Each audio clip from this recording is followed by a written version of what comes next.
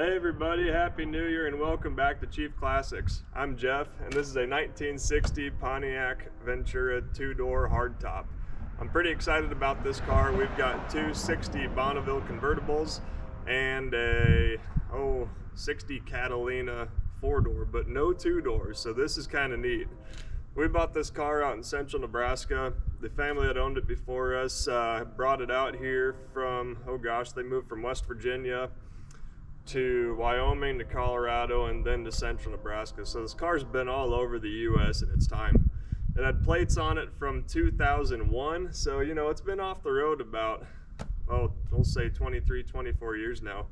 Quite a while. Let's dive into this thing and see what we can learn about it. What a beauty. The biggest thing that drew me to this car, besides being a hardtop, was the 8-lug wheels. So there were I think 3 different variations of these 8-lug wheels. So this here is an aluminum brake drum with a steel rim bolted onto it with 8 lugs. It was a really cool design. I guess they dissipated heat better was the idea. But they're my favorite looking wheel right behind the 15x8 Trans Am Snowflake. As you can see, the body's a little tough. It's got some Bondo. We've got a lot of lichens in it.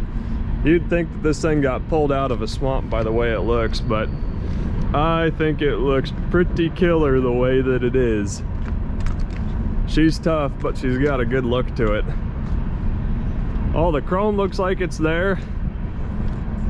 The thing really is complete. I don't think I own any Venturas. I think this is the first one. I love these old tires on it too. Deluxe Champion Firestones. They're nice and thick. They've got that square old school look. But unfortunately, as you can see, this one's not really turning. She kind of drug all the way up onto the trailer. The passenger side was kind of off and on. I don't think we had any troubles with the back, but that front really did not want to turn. Oh man, this is gonna be a treat. Let's see what we can learn inside of this thing.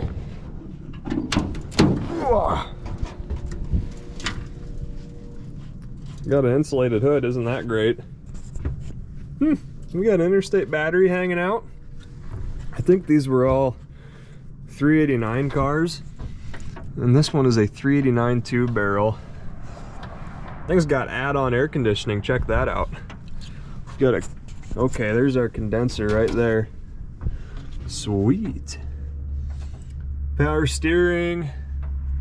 No power brakes though, which is okay for what we're dealing with here. Where's our dipstick?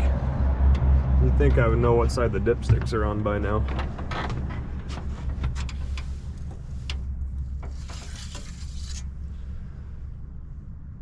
It's got oil. It's full of brown oil. That's a good sign. How about antifreeze? This one's going to be hard to tell. The tanks are on top on these things. It looks wet in there, but I can't see anything. Does the radiator look fuzzy? Radiator doesn't look awful. We might be able to live with it. We'll see. How about a clutch fan?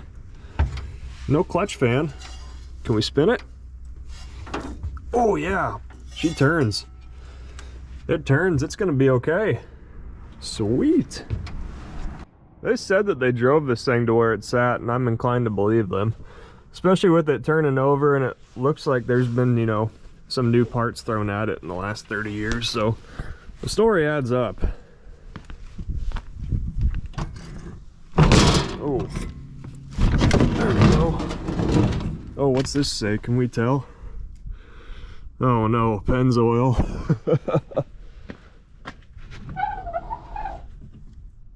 They had such pretty interior in these cars back then.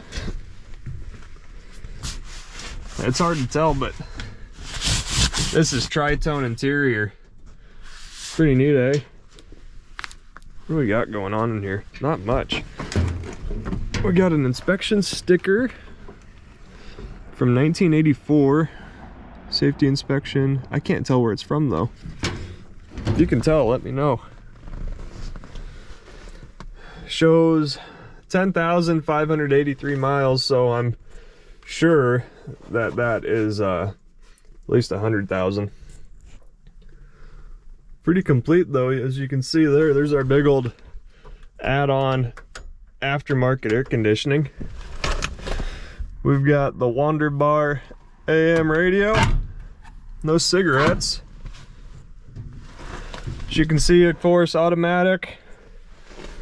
Not a lot of options in the old Ventura. I think the Ventura was mainly an appearance package, such as the seats and the door cards and what have you. What is this here? I don't know what that missed. Oh, is that a door edge guard, it looks like? Oh, we got documentation in here. There's our rear view mirror. Save that for later. I am just falling through the seat in this poor thing. Napa from Colorado. The highway patrol ticket. I can't tell. Not sure what's going on there. Wyoming registration from '87. Oh man, there's a bunch in here, isn't there? Wyoming.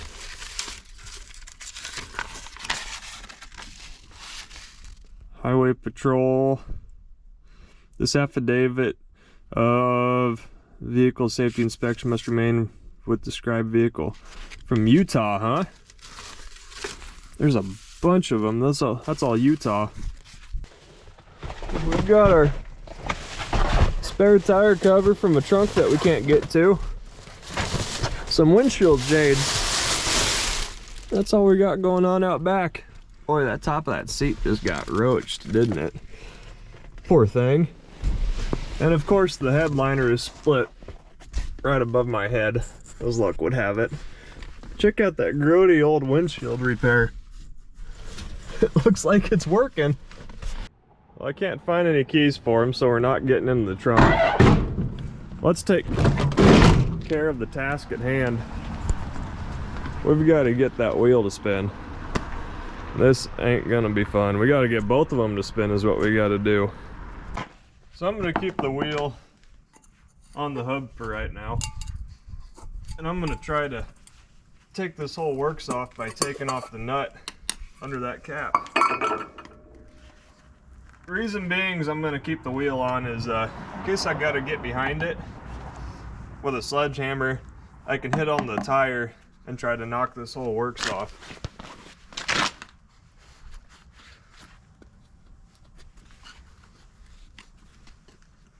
And I think there's just an inch and, I believe that's 1/16 nut right there.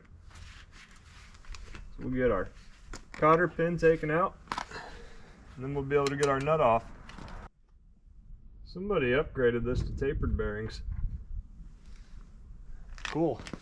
I think that other 59 and that 60 I worked on both had ball bearings in them. Go check out that video.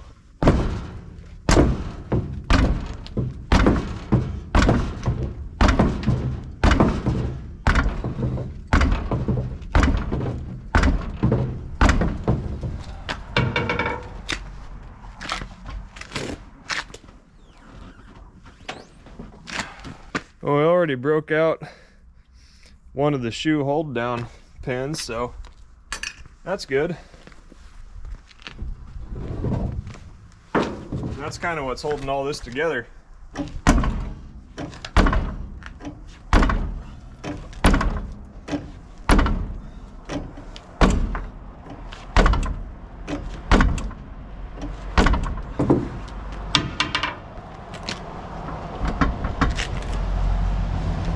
Yeah, check it out. Really loose now. So all we're hung up on is the springs that hold that drum on. So what I'm trying to do is get this aluminum drum away from this backing plate. And we're getting there, aren't we? we're close, so we just got to get all the guts out of it, and then yeah, and then we can get the wheel off. There we go. All right. What fun. We didn't mess up anything too badly besides our hold down pins. We took a corner out of a shoe. That's no big deal. We can overcome. So here's what we're dealing with for now. Our shoes were seized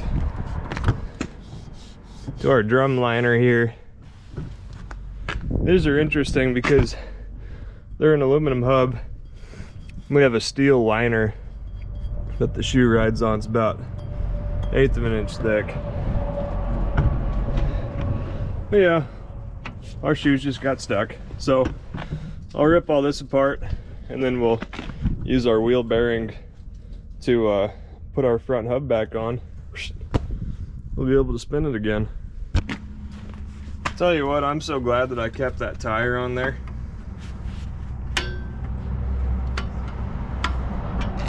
We would have beat the tar out of that drum if we didn't have that tire to beat on.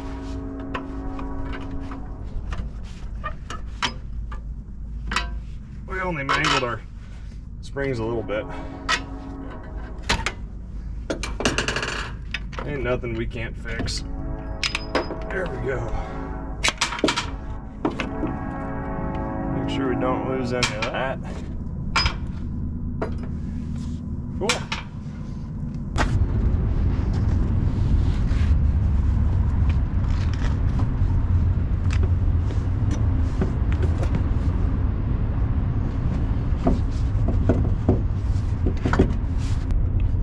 Get our outer bearing back on there. You might need a little help. We may have marred some stuff a little. There we go. I think that hammer's overkill. Put our washer on and our nut.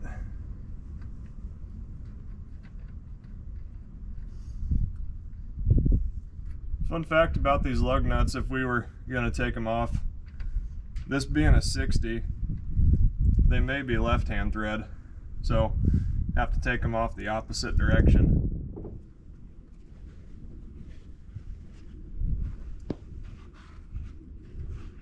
It's hard to tell if I've got engagement here or not. There we are.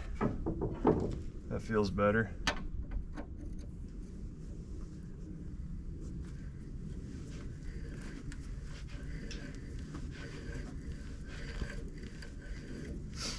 May have gacked up the threads a little bit when we were pounding it off, but it cleaned up. There we go. So obviously I am of the mindset that cars are a lot easier to move around when they actually run. I think that's our next goal. We're gonna get this guy running. First, we're gonna take all the spark plugs out. I'm gonna mark all my wires so I get them back on in the right order. And we are going to spray some fogging oil down each of the cylinders because we can assume that 23 years ago was the last time this engine got any oil ran through it. We're just going to give it some help. We've got some Delco plugs. Perfect. Probably R43S's or something like that.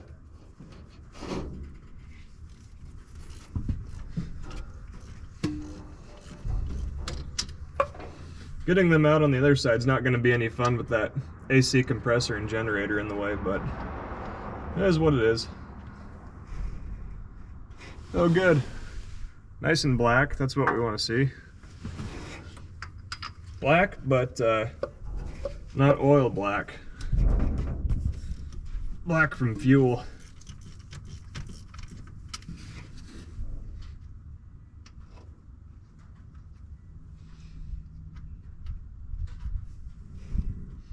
Same thing, kind of biscuit brown even.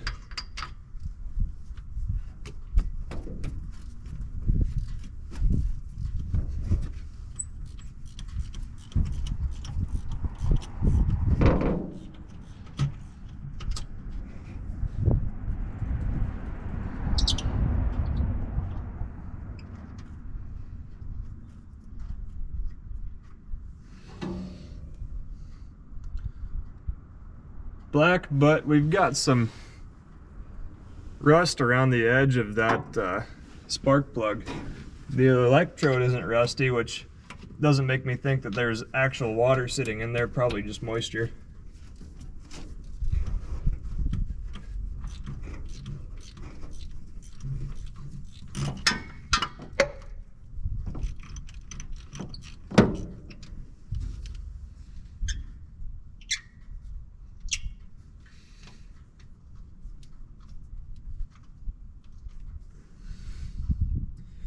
Black again.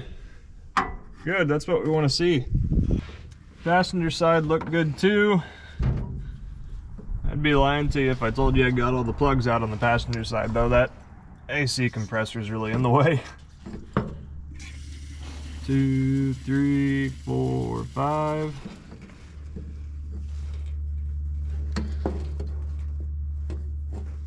Get in there, you rascal. 1, 2, 3, 4, 5. I'm trying to push this hose as far back in the cylinder as I can.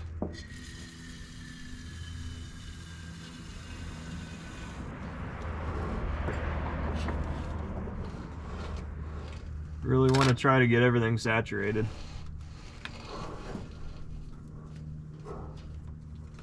So it's pretty easy to jump the starter in these 60s. We've got 2 wires here going down to the starter.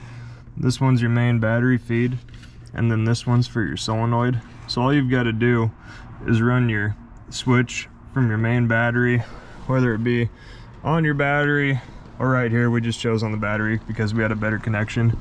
And then we've got this little post here that this purple wire goes to. So we've got our switch just running from our battery post and then to this purple wire. So let's spin it over and see how it acts.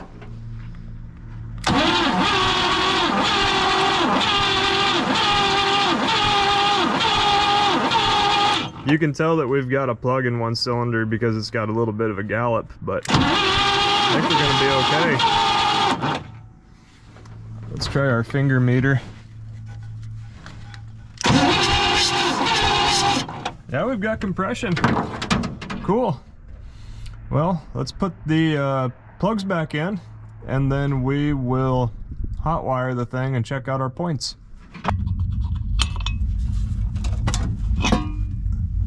Look at that little guy. Well, there's sure a lot of room to work back here with only a 2-barrel. Feels nice. Cool. We've got the big old 3/8 fuel line going to that little 2-barrel. Okay, we'll put in our spark tester.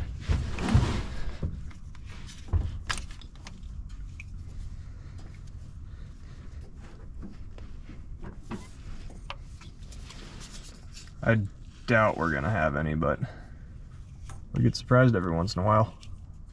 So you want to put your jumper wire on the positive side of the coil. The negative side of the coil goes to the distributor. And then we'll go over here with them. So our coil is energized now. Let's watch for spark.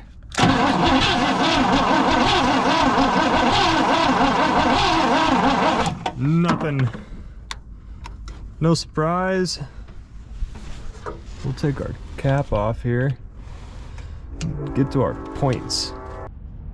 So our points look really corroded and also have a dead spider in them. Let's take our file here, see if we can slap them together. There we go. There's a lot of junk on them.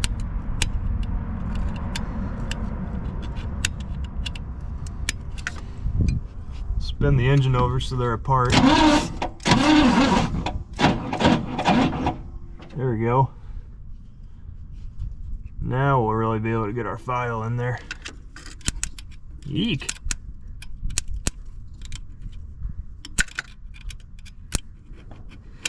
I'll turn them off. There we go.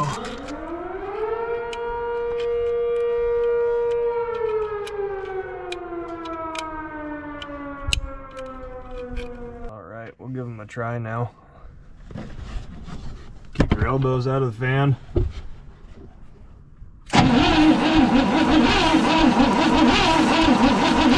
They're kind of going every which way, but they're sparking. I'll put the cap back on and we'll check our wire again. We got sparks there, so that's a good sign. Let's watch it. Yeah. Cool. We've got spark, we've got compression. Let's give them some fuel and see what happens. So we're gonna let them chew on some 40-to-1 chainsaw gas. That'll give it some upper cylinder lubricant.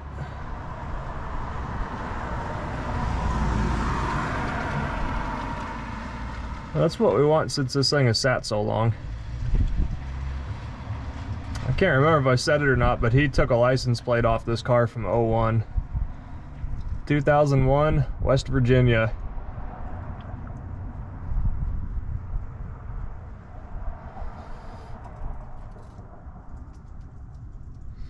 I don't see any leaks out of the carb yet. That's surprising. Give it a good drink.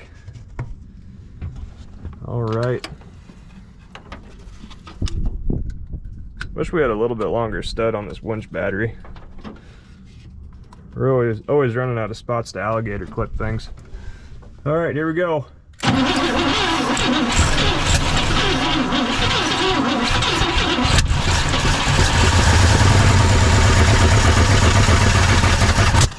Ooh, doggies, I about lost some eyebrows. How about that for some smoke? We'll try this again, see if it clears up at all. Little gun shy now.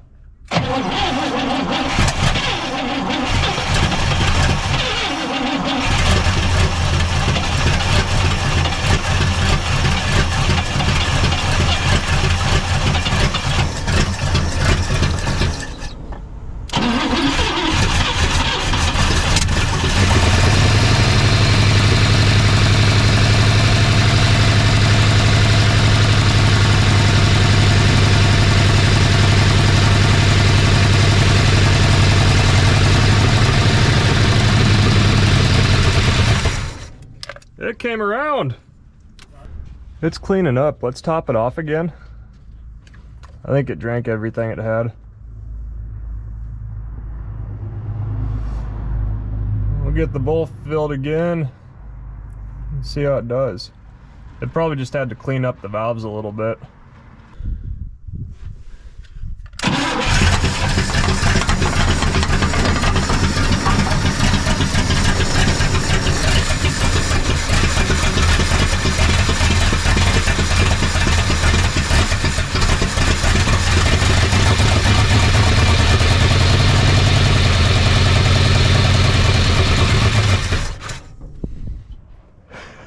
A little bit of smoke, but we're gaining.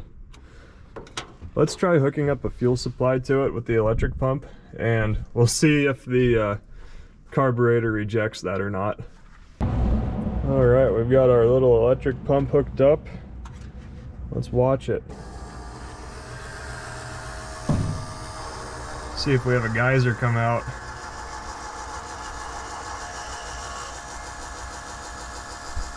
So far, so good. Okay. Let's hook up our ignition. Contact.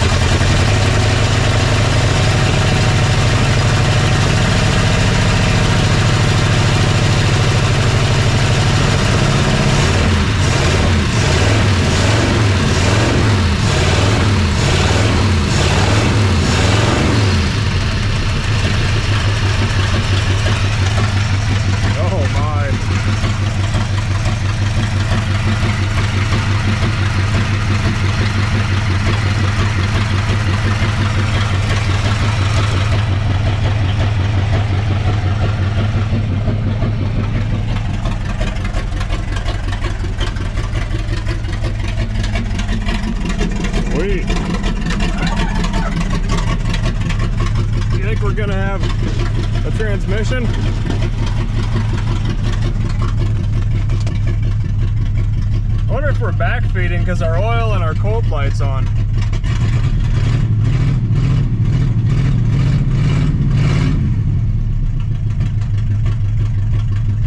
Park, neutral, drive. Oh yeah.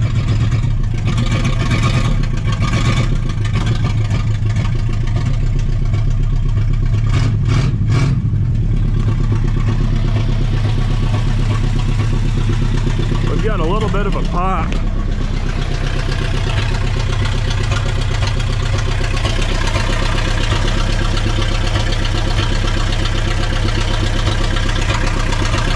Cool.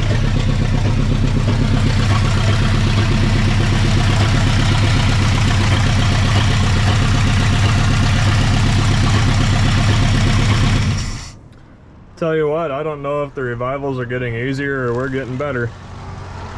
I'm quite happy though. Considering we changed literally no parts and it's here idling, I'd say we're doing pretty good. Oh, well, that doesn't help. I think we were down a hole. Let's fire it up now and see how it acts.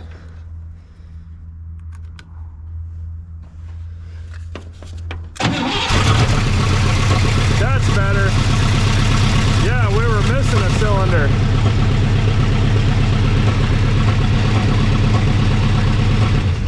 Still got a little bit of a burble, but not bad. We can deal with that. All right, so it's pulling fuel. It's not overflowing. I think that we get this thing off the trailer now.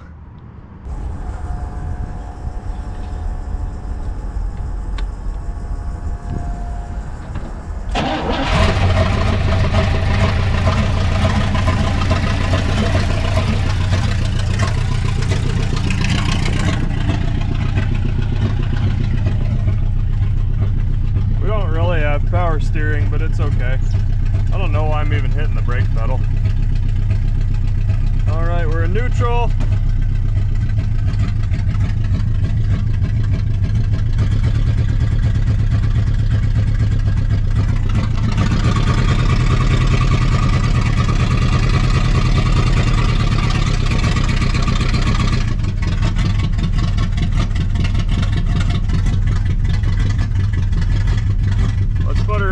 That's closer to neutral.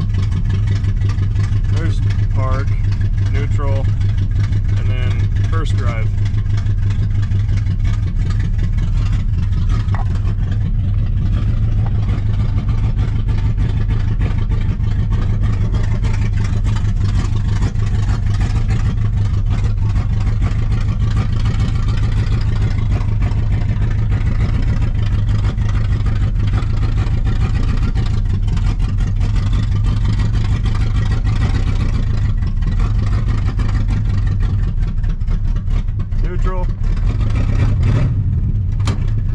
Park.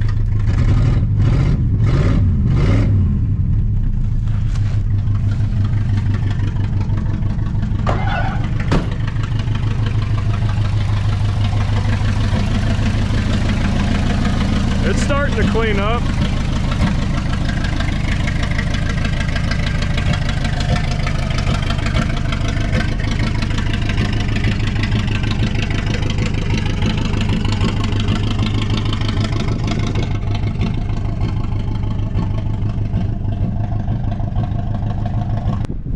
So as you can see, we got a little snow last night. So begins the pulling in, freezing cars, getting water drip down your neck. But it is what it is. So we've got to do something about our fuel delivery. And as you can see, our gas tank's about 3 inches off the ground. But fortunately, for whatever reason, the gas tank is still intact in this 60. So I'm gonna get some elevation up under the body, and we're gonna see if we can get that gas tank, or at least the straps, dug out. Gosh, were we ever in the trunk on this thing? I don't think so. Oh yeah, we were. Now I remember. Nope, nothing we need. All right, so we need 7/16. I wonder just how skunky this is. It's kind of white coated, but I don't know, it doesn't look bad. We'll try to get the gas tank out in one piece. I see that we already pulled one of the straps away from the body, which is fine. We don't really need that. We just need the strap itself. We're not concerned about what it's attached to. That was pretty easy, really. Wonder how messed up this is under the dirt. I think it just kind of made concrete over the years. Yeah, a lot came off of that. And fortunately, the whatever was holding the straps in on the other side broke too. So now we've got semi-good access to everything. If we can get those bolts to spin. I'm gonna get the torch and the impact for this. I can't wait to see how much trunk floor I get in my eyes. Well, in case this car looks familiar, old Morski Repair helped me retrieve this thing out of a field up in North Dakota. I bought this in that black 66 Catalina convertible on an auction, but the auction company did not disclose how difficult it would be to get them out of there. So Morski and Tim came down with the rollback, saved my butt, and I was very thankful for them fellas. So as you'll recall, we don't really have what you'd call brakes, but maybe, just maybe, we'll have some e-brake out back. So we'll try to get this thing wrestled inside. I doubt the fuel pump's gonna work, but if we can get a tank in this thing, we're gonna be in good shape. Our tank might even be all right. Oh man, don't grab the inside lip of this hood. It's non-existent anymore. So there's our fuzzy looking pump. All right, how much fuel do you think this thing's gonna take?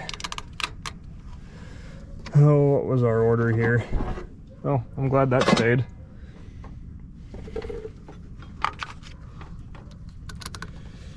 Crank. Maybe. Everything's cold, it doesn't want to work. Okay. Fuel pump.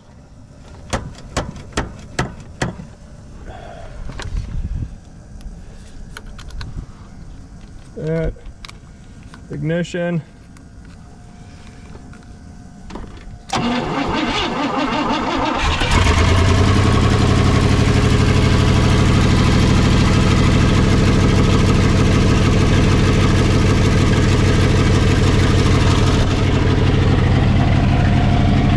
Got high idle.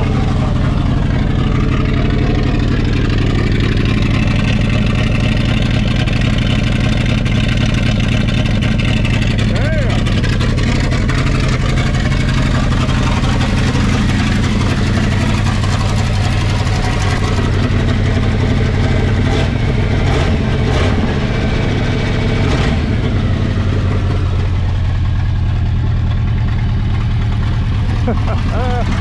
Oh no.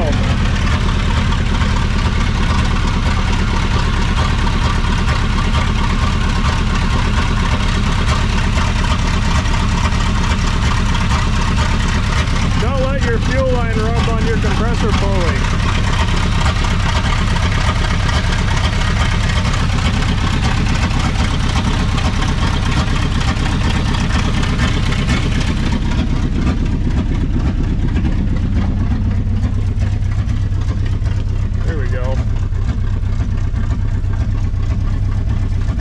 How about that, huh?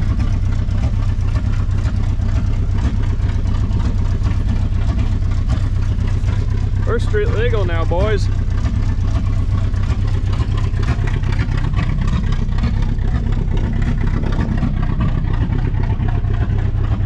Squeegee? Good enough.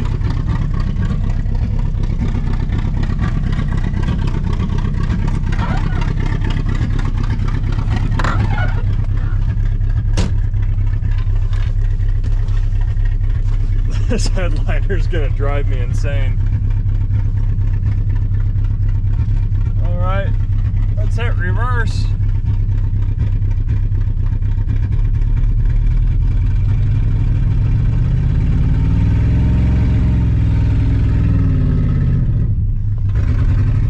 Might be a little low on fluid. I think that our brake works good enough.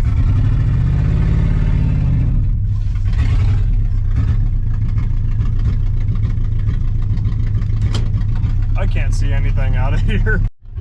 On the list of bad ideas, this is pretty far up there.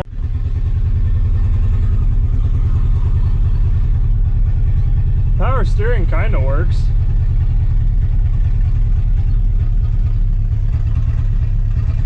I've had better tires. Well, she did it!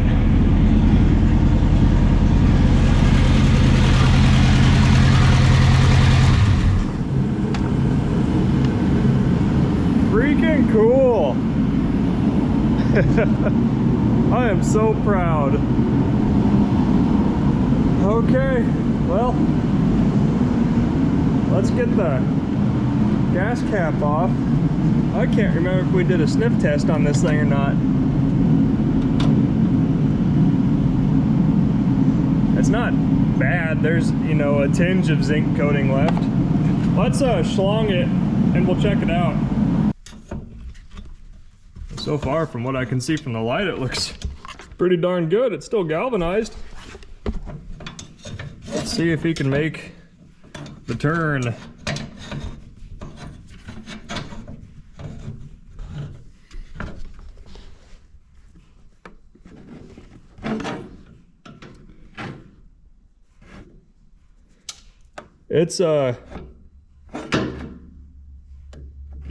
It's not great, and I've seen worse. The gasoline is starting to do that crystallized rust stuff. About half of it's rust, half of it's the white stuff.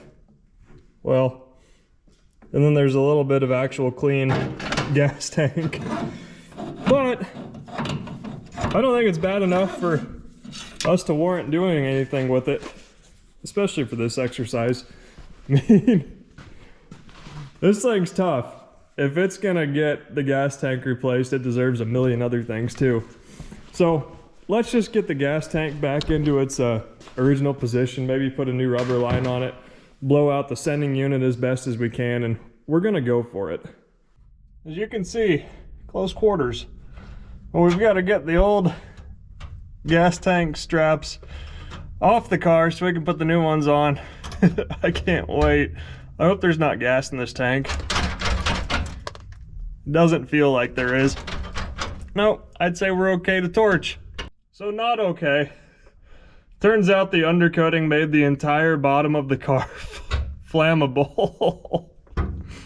I'm probably gonna get some sort of weird cancer now. Okay, I guess I'm just gonna try to rattle it off with the impact. So, change of plans. The tank's falling out because we got nothing to mount it to anymore. Not really surprised. So we're gonna go with the old 1996 Dodge Ram gas tank straps and just get some ratchet straps, I think. I think that sounds like a capital idea. We got one left over here, but there's no way on God's green earth that we're gonna be able to break that thing free. So yeah, ratchet straps sounds like a really great option right now. So we're kind of gonna need these bolts back here, so I got the nuts wrestled off, and it's only a little hot. We got it a little orange. Check that out.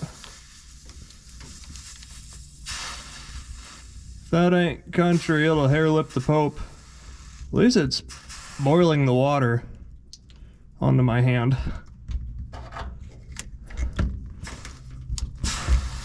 Ooh, yeah. Ouch, that's actually hot. Wants a little more water on the floor, huh? Okay, cool. Make sure our pliers aren't burning hot. we're good. Okay. We need we need that for us to put the hook for the ratchet strap through. This is a vital piece of our operation now because there's no holes up here to put the hook, so we'll just run it right through there and we'll be fine. Isn't this great? The straps are even reusable. So we've got 2 good holes in the back of this frame rail, but nothing up front, so here's how we improvised, adapted, and overcame. If you'll watch closely, this whole trunk floor, it's hard to tell, but I can push up on the gas tank and this whole trunk floor moves. So that's not great, but I at least feel better about the tank not going anywhere. Let's hook up our gas line. First we'll blow it out in both directions. Try to get any gunk out of there that we can, but I think this is gonna work. I at least don't feel like the tank's gonna fall out now. Don't forget to take the cap off your tank when you do this. Alrighty.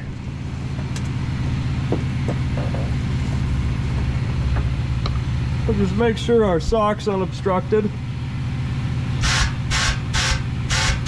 Yep, it is. I don't know if you can hear that, but we've got nice airflow through the sock, so it's not plugged, so it should pick up fuel if the pump works. So now I'm going over to the feed line between the frame rail and the fuel pump. I'm gonna cut that. Then we'll go back to the back of the car and blow through the line all the way.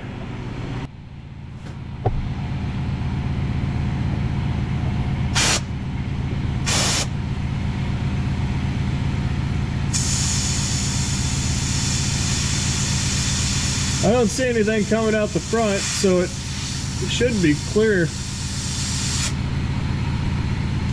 Doesn't sound like there was any pressure in the line, so I'd say that we are unobstructed. I visually inspected the fuel line all the way up front, and I didn't see anything that looked like it was obviously blown out. So we're going to replace all the rubber lines on here, mostly because if the rubber lines are cracked a little bit, they're going to suck air and they're not going to pull fuel. So not that I'm, you know, terribly concerned about doing this thing the right way, but I would like to give our fuel pump every chance at working.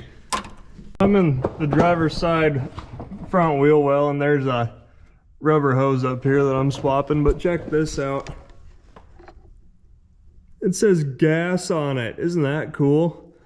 I almost feel bad about taking that off, but it's pretty stiff, and I don't know if it would create any suction or not. But for you restoration purists out there, make sure that your hose says gas on it. So got all the rubber fuel lines replaced, got an inline fuel filter put in, and went to go fill up the tank. As suspected, the tank was dry because there's a hole in it. So we'll figure out how big of a hole. I doubt it's that big. I bet we can fill it with some JB water weld. Excuse the fan noise, but I'm trying to get the fumes out of my face. But there's the hole. It's not a really, doesn't really look like a rust hole. It looks like a puncture hole. Try to get all the gas out of there.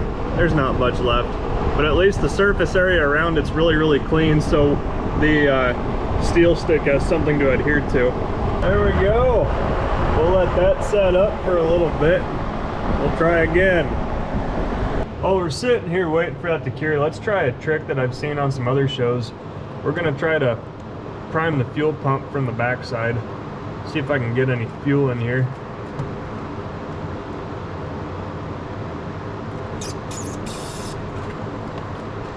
I don't know how much actually made it down. See if I can see anything in the filter. Yeah, the filter's wet. So, and I'm having a heck of a time force feeding this thing, so it makes me believe that the diaphragm's not blown out. Well, all we can do is try, right? So maybe that'll prime the diaphragm. Alrighty, we have 5-ish gallons in the tank. No active leaks. The only leak that we had was out of the filler neck, which we can live with and we're going to live with because, well, I'm not taking it out. So let's get this whole rigmarole hooked up again. Okay, we need negative on the fuel pump. And then we're gonna start it and we're gonna see if fuel comes out right there. And if it does, that means that our pump is working.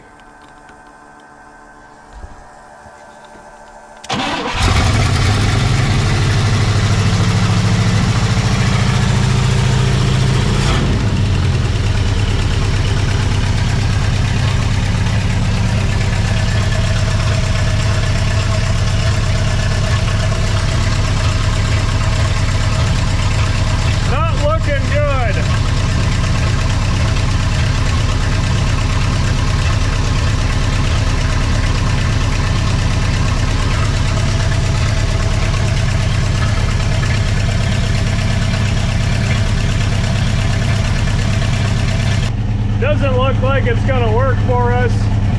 We'll shut it down. I gotta top off the ATF and we'll deal with it in the morning.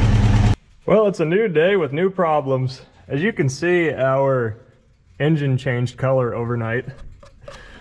We had a little bit of a fire, and this is like probably 100% my fault.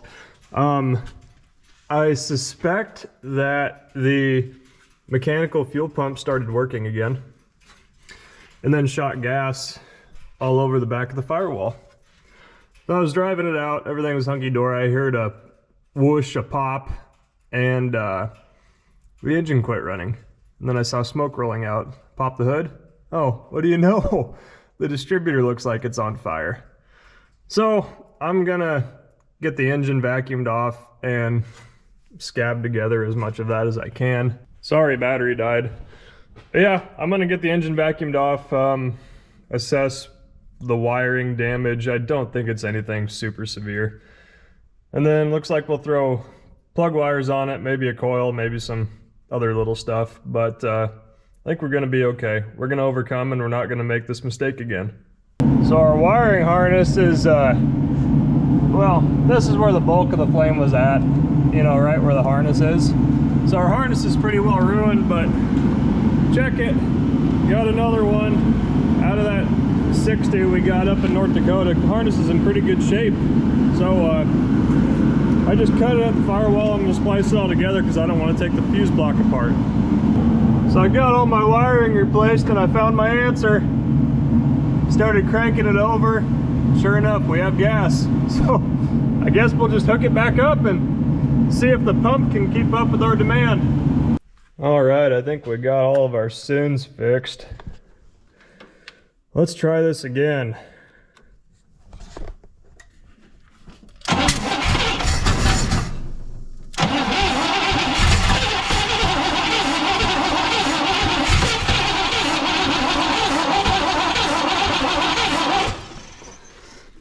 I think it's gonna go.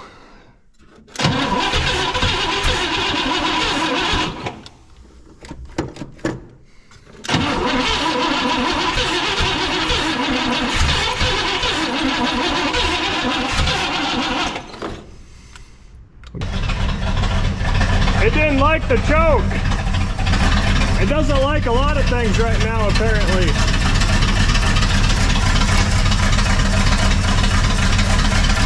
Getting fuel.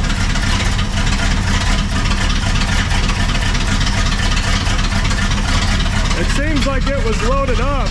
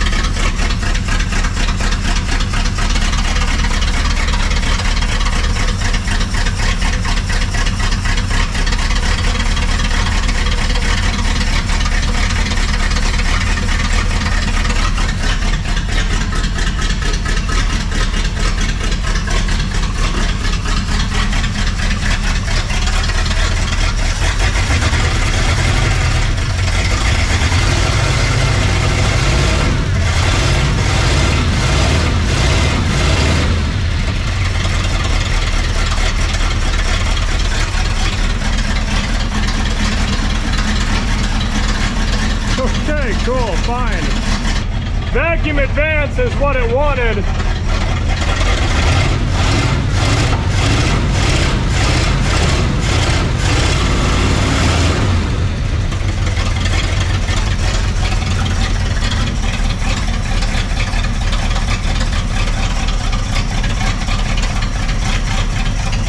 Among other things, apparently. It's hard to see, but our fuel filter's half full. That's a really good sign. Oh man, what a morning, what a night. I suspect that either our carburetor didn't like eating all that fire extinguisher, or our ignition system is just junk because we've literally put no money into it. It probably still just wants a tune-up in the worst way.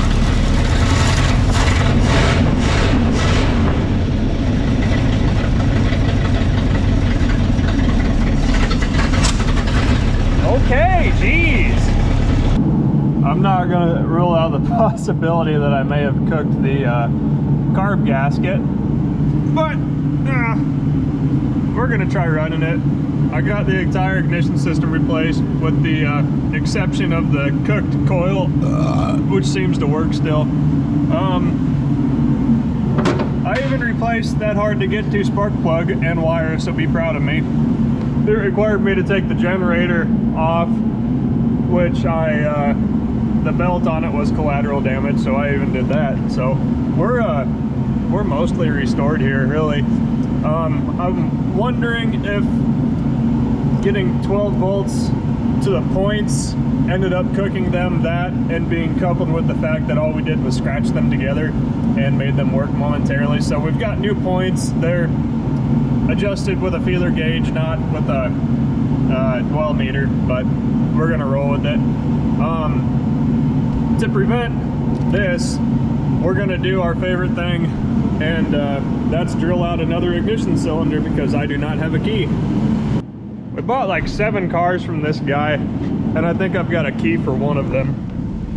How's that for a bad sign? So we need to get this lock ring spun off. I don't suppose we have a key hidden anywhere. No, but we have an old coin. Of course, it's a penny. And it's so deformed you can't even tell what it is or what year it is. Yep, nothing there either. Alright, so we're gonna get a little punch or a screwdriver and get this little ring knocked off of here. So when the points are powered through the car's actual electrical system, they're only getting, I think, 9 volts. 12 volts is too much for them, it cooks them. So that may have been what our trouble was, we just cooked them.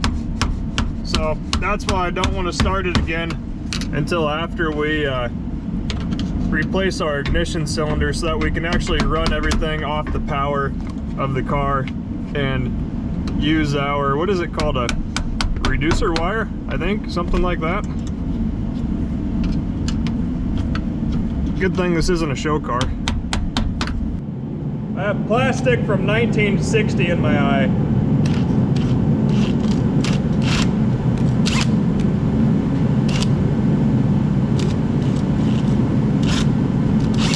Try to get the center, but it's hard. You don't want to go too deep. We're getting the brass tumblers out.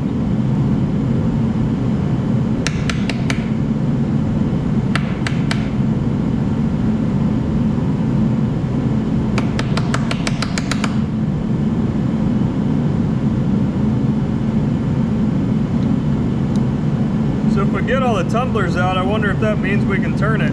Oh yeah, we can turn it now, look at that. What a struggle, but I think I got it without ruining the spring in the bottom of it this time. Seems like you can't get anything out until you get the bottom piece out. And I'm still not 1000% sure how that's held in, but I got it out without too much damage to this irreplaceable switch.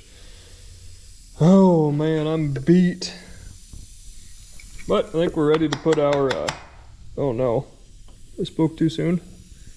That's a piece of plastic that looks important. Yeah, that's part of the switch, but it's okay. I think we're gonna live because that little indent where this bottom nub goes in is still in there.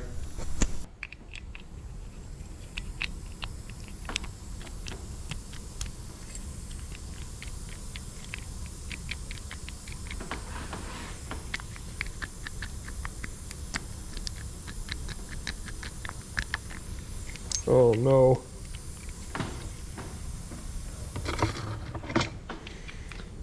So we're all the way in, but there we go. So I've got a little bit of spring detent left, but I think it's enough. I think this is gonna work. Let's try it. That was painful.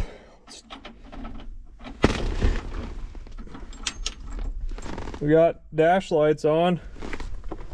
Oil cold.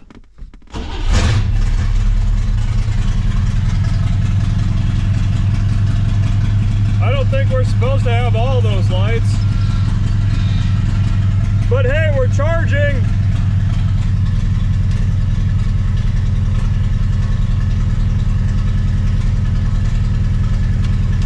No radio, dang it.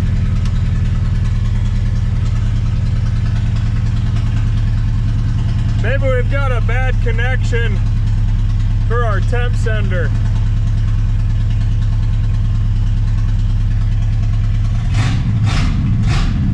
Yeah, I like that tune-up a lot.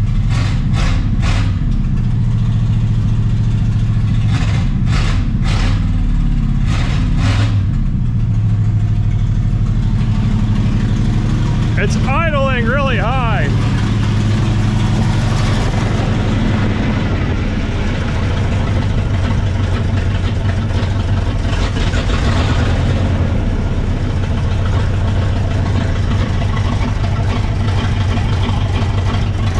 Okay, so it's better, but it's not perfect, but it is running. And I think we can even use the key to shut it off. Isn't that cool? I hope I'm laying in water and not gas from yesterday. This is the first time I've really been under here. And the floor and rockers and everything are pretty much exactly what I expected. We've got a square looking pan, so I think that's the Jetaway 315. Pretty sure. Looks like it. It's not a Slim Jim, so I think it's a 315.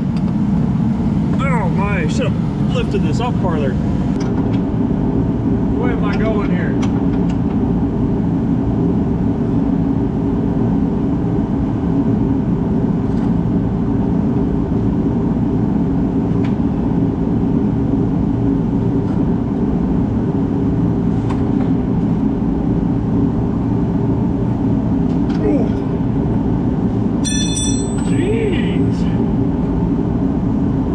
Been the last one to put this on.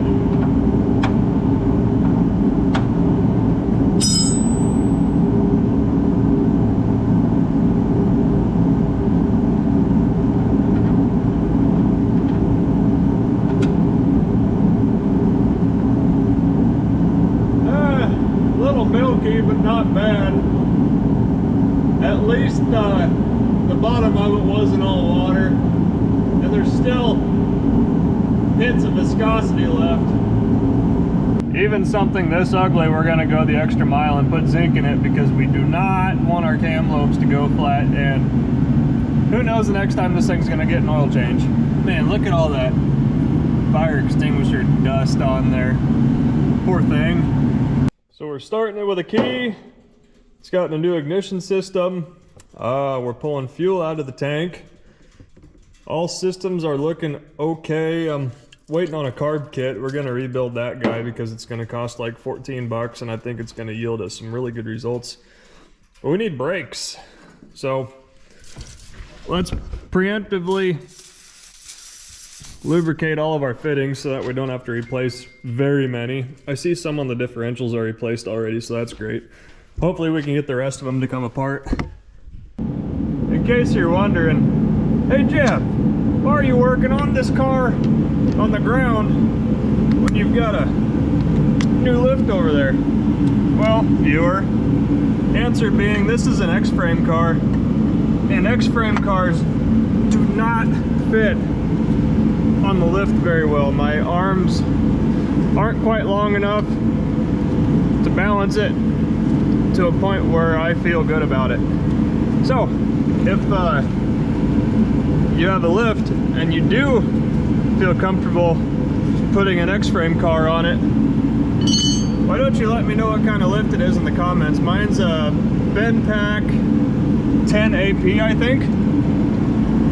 We're gonna add another. I'd really like to be able to put X-frame cars on it.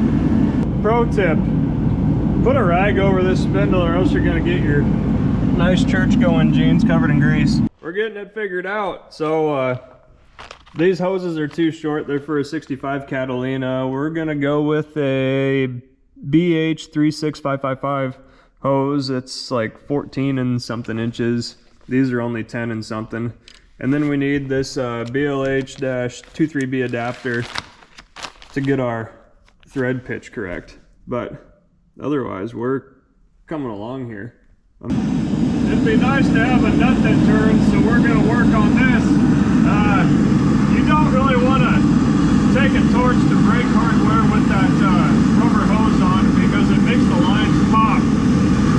They literally pop, but they kind of explode. Welcome to the frozen tundra that is Nebraska.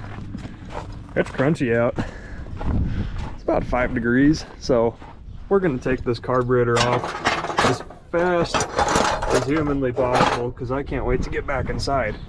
We don't got much holding these on. We got our throttle linkage, and these are just little balls that pop on and off of here. There we go. We got our vacuum advance in the back.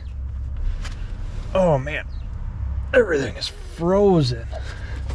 This is a new line. Got our fuel line up front, which is 5/8, so long as that other fitting doesn't spin. Either a fuel filter is completely full or completely empty. Man, what are the odds of this thing starting if we get this rebuilt today? Fun fact, this carb still has this tag on it, which gives you its exact part number. Don't go losing that. That's a handy little piece of information when it goes to finding a new carb kit. I think this was Rochester, they call it a 2GC. There's also the 2G version, and the 2Gs are the outside two carburetors on like a 3-deuce engine. The C is the choke designation, so remember that. That's important. You might need to know that someday. So we got our heat riser for our choke coming off. All right, and then we've just got our 1/2-inch mounting bolts, which are only slightly painful to get to. Should have paid closer attention. We only fed the engine a little bit of that fire extinguisher stuff. Our base gasket didn't get too messed up though, so that's good. Yeah, it only really got cooked on the backside. I don't know what this little donger back here does. I don't know, it still moves. Can't be hurt that bad. Sorry, you're gonna have to ignore the heater for a little bit. But rebuilding these little carburetors is a pretty easy feat, especially because this one appears like it's in pretty good condition. So we're gonna start with taking our air cleaner stud off. Some of them have a set nut right there. This one does not, but it's gonna fight us, so we're gonna get that out. What we want to do is I'm gonna grab my phone and I'm just gonna take a picture of all the rod orientations, because we're gonna have to take these two off in order to get this top plate off. All All right, we don't have anything going on that side, so that's good. So next, we'll get this accelerator pump leakage off of here.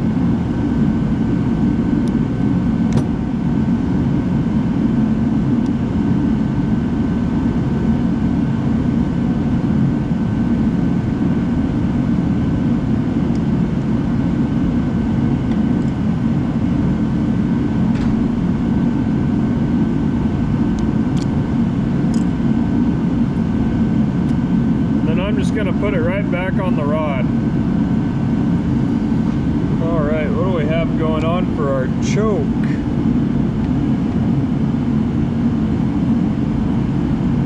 Not sure how to get that one apart. We'll start taking the top off and we'll see what happens.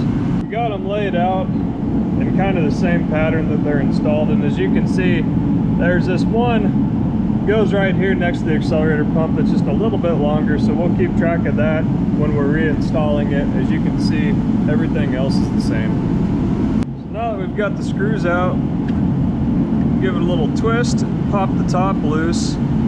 Okay, I should have looked a little harder. You might be able to see right there, there's that big flathead slotted screw.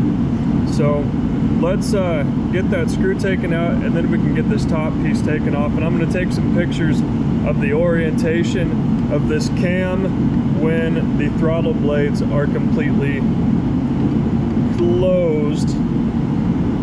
So we need to remember that this cam rides on our idle screw. So this screw here determines how fast our idle is. So now we were able to get our top pulled off. Everything looks pretty good. You can see we've got debris and we've got separation going on in here. So I wonder if we've got water in our fuel, because we've got two separate liquids in there. Before we lose anything, let's take out this throttle, or this, not the throttle return spring, the accelerator pump return spring. And I don't think there's anything else we're gonna lose. I'm gonna take this over to the trash can, and I'm just gonna spray everything out with carb cleaner and get all the loose stuff out of there. For science, let's do a little test. So I think the gas on the outside is gonna burn, but this bubble of stuff in the center I don't think will.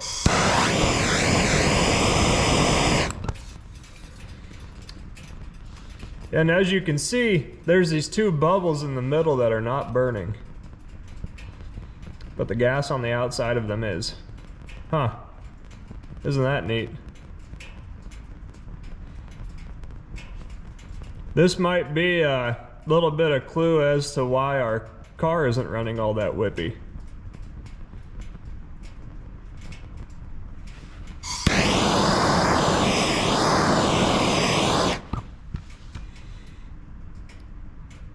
Yeah, so the gas in the middle is all burnt off.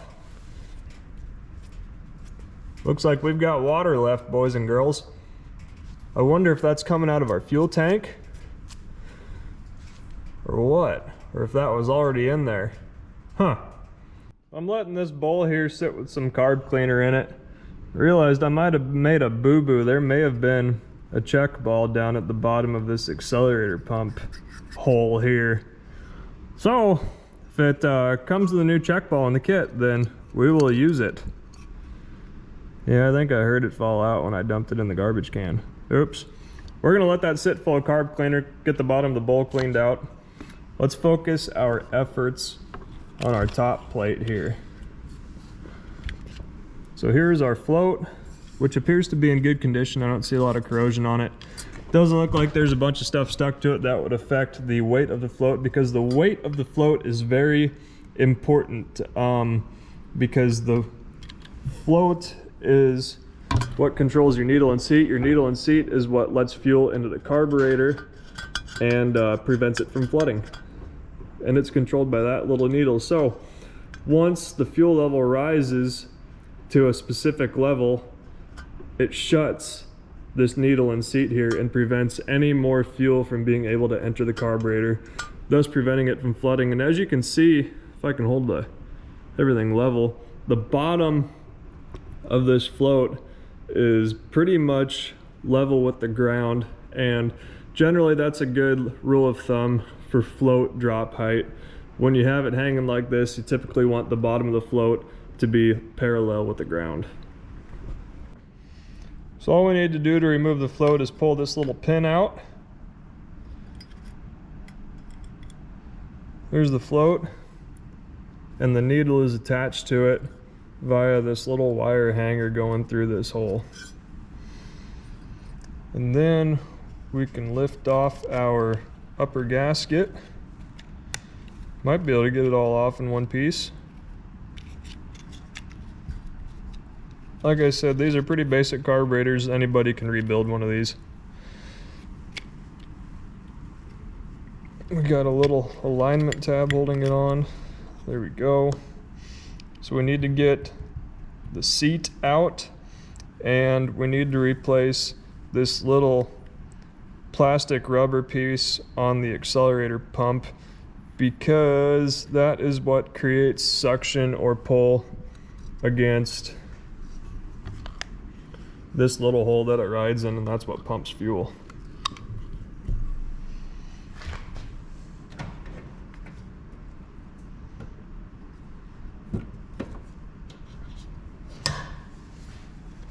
Get our widest screwdriver that we have.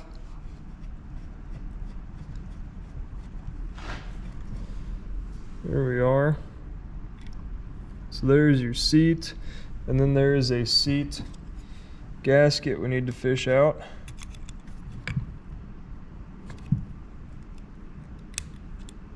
There we go. So how do you take these apart? We can leave, looks like we can leave everything hooked up, but we need to get this rubber piece off. Let me look in the kit and see what kind of tool it comes with to install the new one.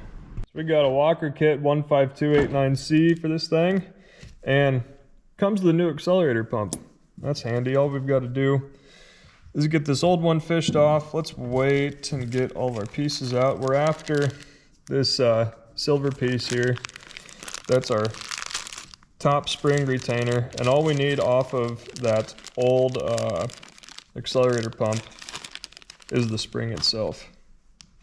So remember what orientation everything's put together here. Looks like we've got, oh shoot, one of these little buggers that are darn near impossible to remove.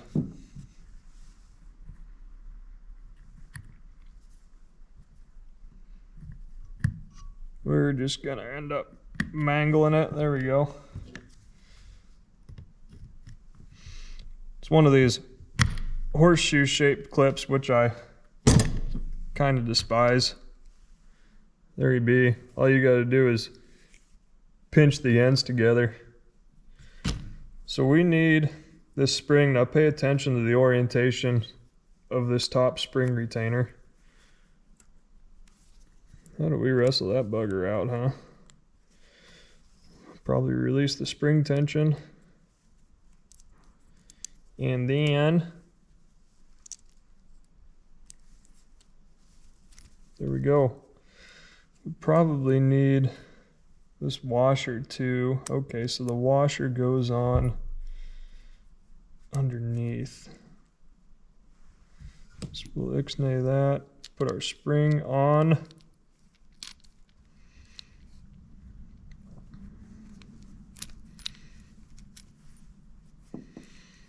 We'll put our washer on.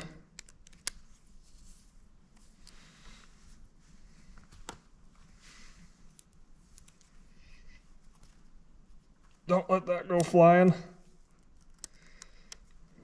All right. Take our new one here, slip it underneath that little lip. Make sure you get your fingertips in there.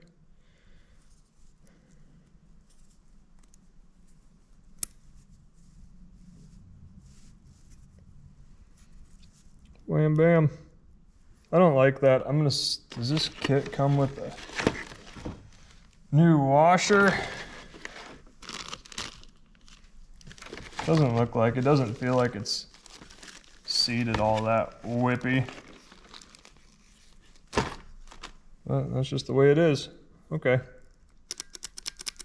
Cool. We've got spring action. We'll put it back in the way that we found it. And I guess I'll try to use the new horseshit piece. I guess you really don't want to use the little hairpin keeper because you don't want that little hairpin to come apart inside of your carburetor. As big of a pain as these little dongers are, they're a lot more permanent. I neglected to mention we're obviously not doing a concourse rebuild on this carburetor. We could care a lot more than we are. We're basically just parts changing and a little bit of superficial cleaning. All right, so we've got our horseshoe clip back together.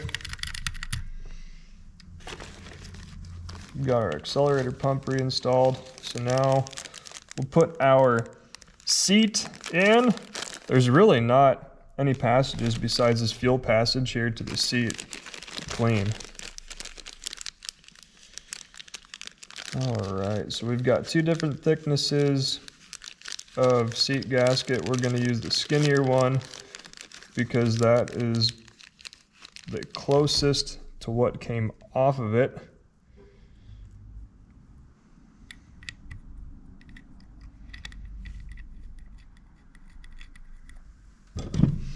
That's really the name of the game when it comes to rebuilding. There's so many options in these kits because they're, you know, meant for several different carburetors. There's a lot of minute changes between the years with these 2GC carburetors, so that's why you see 1,000 gaskets in the kit.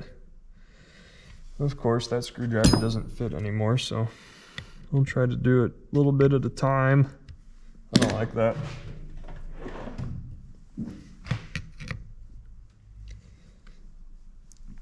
All right. So now we need to replace our tippy top gasket. Find which one is most like the one that we took off. So we've got two options here. We're gonna go with this one because it looks the most like the one that we took off. All of our screw holes lined up. There's just a little bit of difference here. This isn't as cut out on the old gasket as the new one.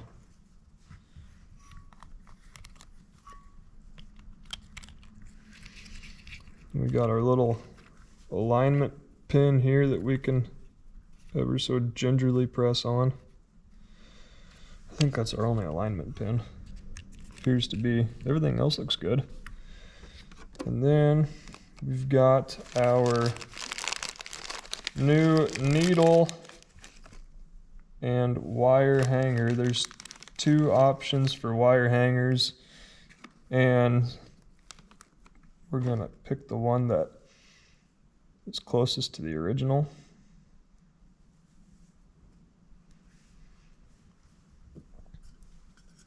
Yeah, our float looks really good. I'm just gonna take some carb clean to it, scrub it with a towel, and we'll do this before we do anything else. I'm gonna take carb clean, spray off this pin, roll this pin around, try to get any debris off of it so that our float can hinge freely on it. When you're taking these apart, you really don't want to twist or disrupt the location of anything on this float. You want to be really nice. Oh, geez, Jeffrey. How about we put our new needle in? We're going to put it through that little hole there.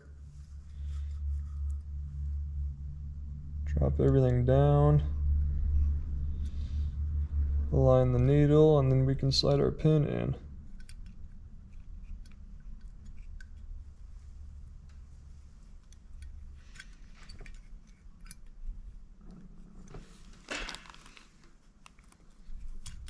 There we go.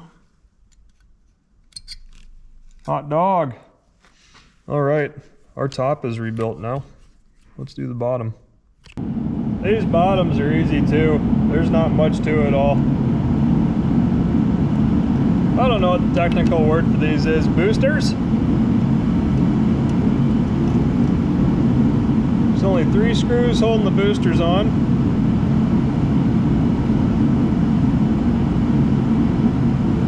Yeah, I'm pretty sure there's 2 different balls that are in these carburetors, and the bigger ball, well, we'll see. I think the bigger ball goes in here and the smaller ball goes under the booster.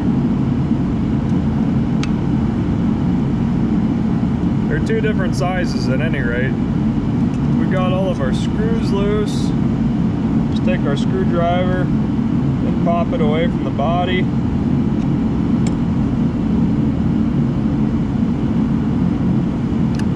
There we go.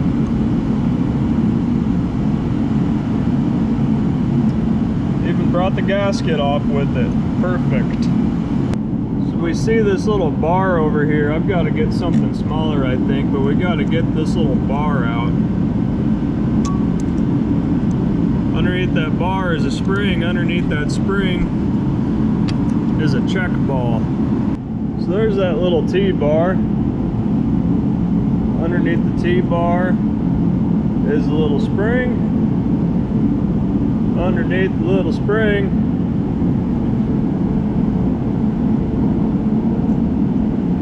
it's the big check ball. Okay, so the big check ball goes under that spring. The small check ball must go down here in the pit of the accelerator pump. Oh, we got everything out of here that we're going to take off. Well, I digress. We'll do our base plate too. So we've got 1, 2, 3 Phillips head screws to take the base plate off. There's our 3 screws, 3 washers, all the same length. There we go. Oh, please come off in one piece. Doesn't feel like it will. So I don't know what happened, but you can see here, looks like we're missing a piece of gasket judging by that witness mark. And our other gasket it came off in 3 pieces, but it looks like it's missing some stuff. So found this gasket here, seems to match up with all the holes and cover everywhere that it should. Yeah, that's strange. I think that would have been a pretty big air leak right there. We're gonna clean up this mating surface with our super scraper. Typically don't want to use super scraper on these soft metal parts, but this base plate's cast iron, so as long as you keep your super scraper nice and flat, you can really get everything cleaned off nicely. Cleaned up pretty good. You can see we've got a low spot here, then a gouge there, probably from getting cleaned up too aggressively in the past. There's one right here too, but generally feel it's really smooth. I'm just going to spray the base plate down with carb cleaner and get all the gunk off of it now. So there's a couple spots we want to pay attention to when we're cleaning this up. There's these 1, 2, 3, 4 vacuum ports here, and these 2 squirt into these little slots here. And then where do these come out? Down low. So make sure you get those cleaned out. I believe these would have something to do with your idle mixture, but don't quote me. I don't know anything really. And then we're just going to take the air hose to each of the holes, blow everything off nice, and make it look clean. We're going to do the same thing with the body of our carb. So we've got, ooh, it looks like that jet down there might be plugged. I can't see anything through it. Nope, it's not. I did get some gunk out of that one. I can see through it. Can I? I think so. I don't know. It might be reflection. But you want to blow out all these holes with air or with carb cleaner and then air. Make sure all your passages are free. And watch your eyes. For the bottom of this, I like to use a razor blade. If you use a super scraper, you're on the risk of knocking these little sealing ridges off, and you don't want to do that. Just be careful, don't lose a finger. So I found the gasket that most closely fit, at least. It's not perfect, but I don't know if any of these really are. So we'll invert our nice clean base plate.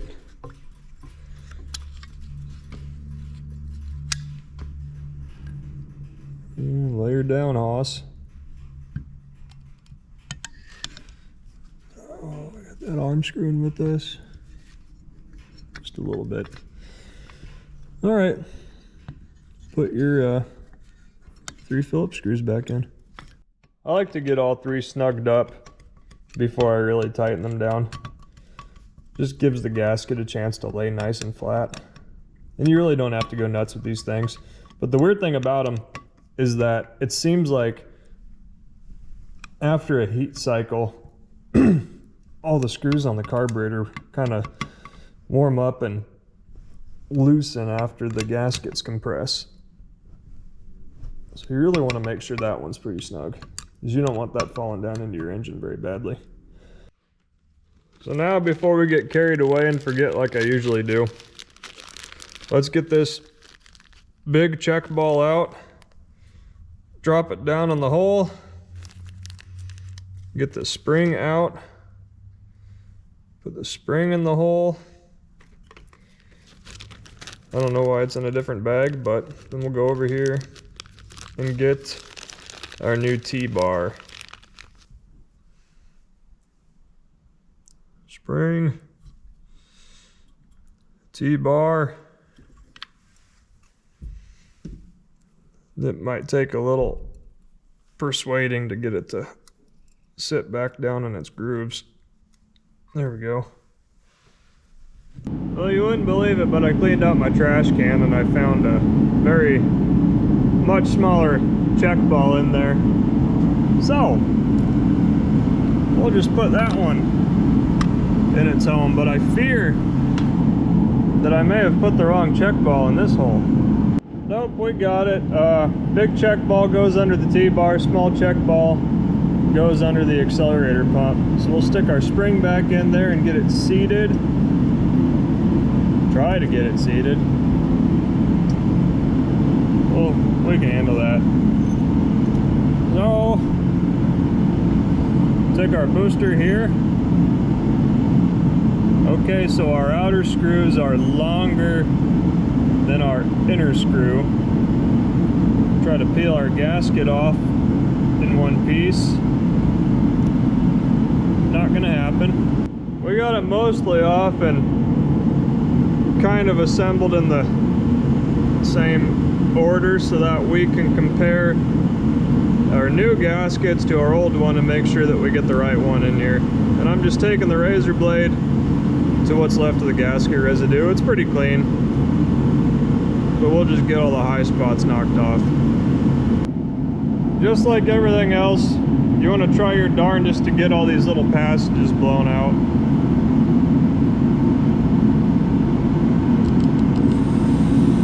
All while not getting any of this in your eyes.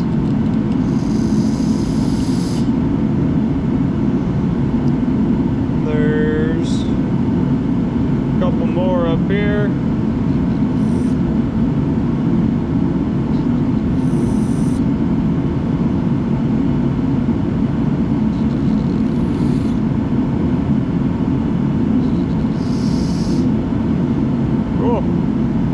From the back side and then get it blown out with air. Here we go. It's got the little slot in the middle. These openings look the same amount of holes. So we'll go ahead and press that in there. That's really neat that it has that slot for those two little alignment knobs. Get him put in. And I don't know why there's a I don't know if there's supposed to be a little red fiber washer on there, but there is, so we'll dig it out of this bag here and put it on.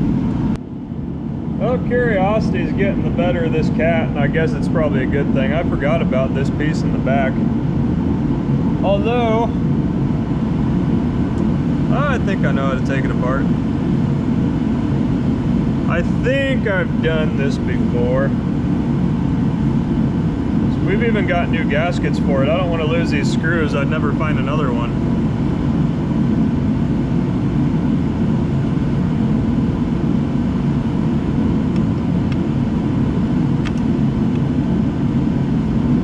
I don't know what any of this does really.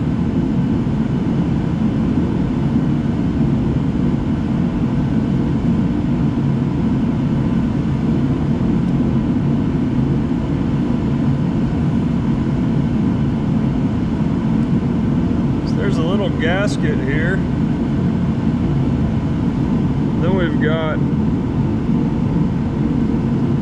this little flapper valve looking thing that I don't see a replacement for anywhere, so we're not going to take that apart, but we're going to see if we can find that gasket in the bunch before we disturb it.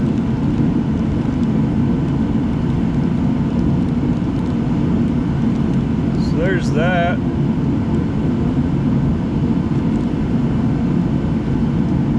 Yeah, I think this little button piece here is brass.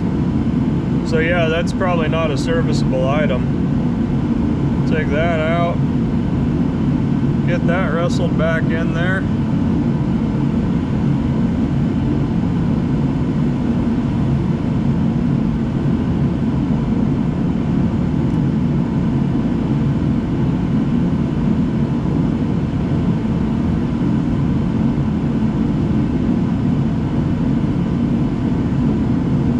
Kind of got this piece a little hot, but I don't think we got to worry about it.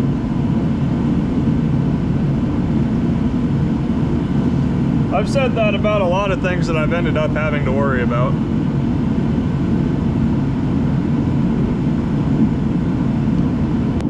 Let me know if you can tell me the function of all of this. I'd be generally interested. They just got a little bit discolored from the fire. It doesn't seem like it holds any fuel pressure. It mainly seems vacuum related. Mainly because I think if it held any fuel pressure or actual fuel, it'd be better sealed than it is. Cool, now for the fun part.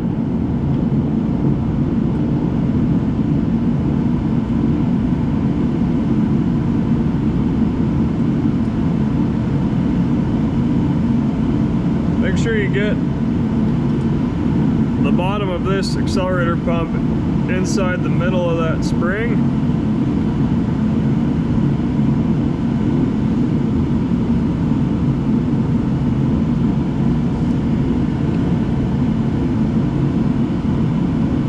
Feels like we've got everything seated. We'll get some bolts started. We'll put this long one in first. That'll kind of hold everything down from the middle.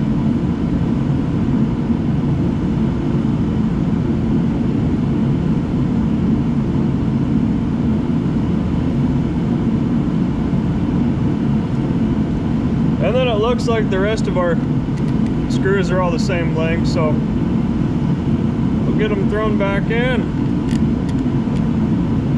Do everything hand tight first so that we know that everything is aligned. We got our ID tag, we don't want to lose that.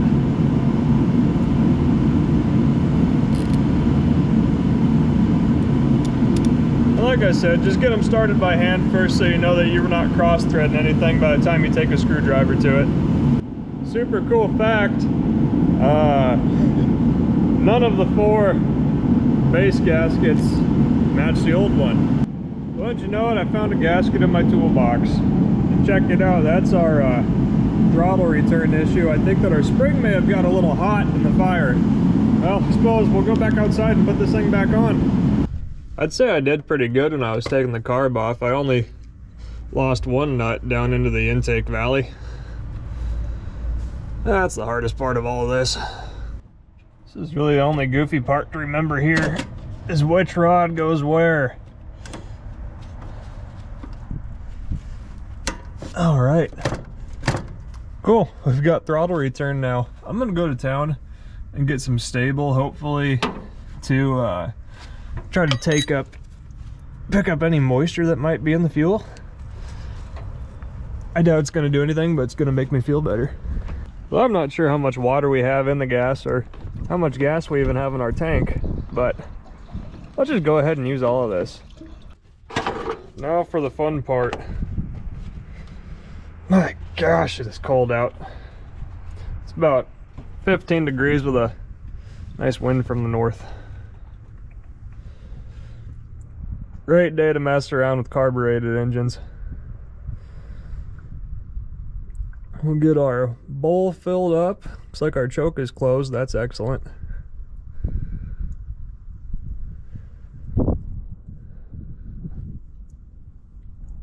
At some point we should see it leak out somewhere.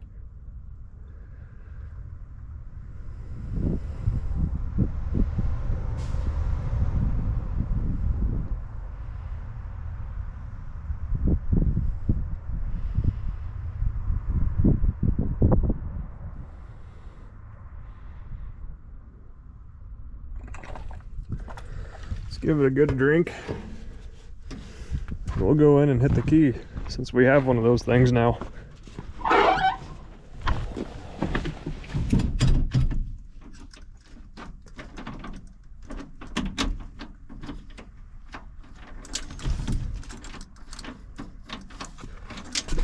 Oh, they're finicky.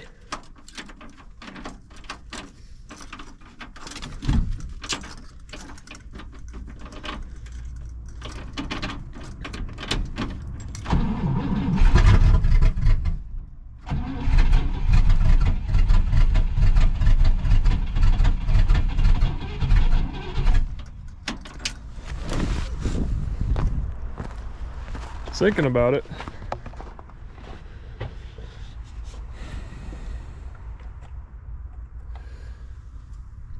It's probably flooded. We'll get in there and we'll go hold the throttle wide open when we hit it. We're starting to get fuel. That's nice.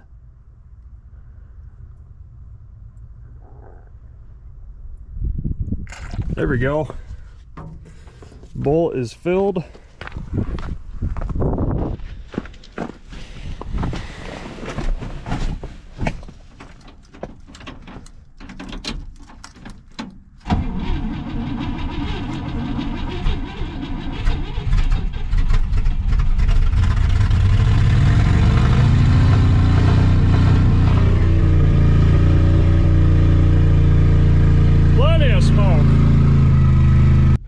Old Terry stopped by and talked me into drilling out the lock cylinder for this car, and we found some treasures.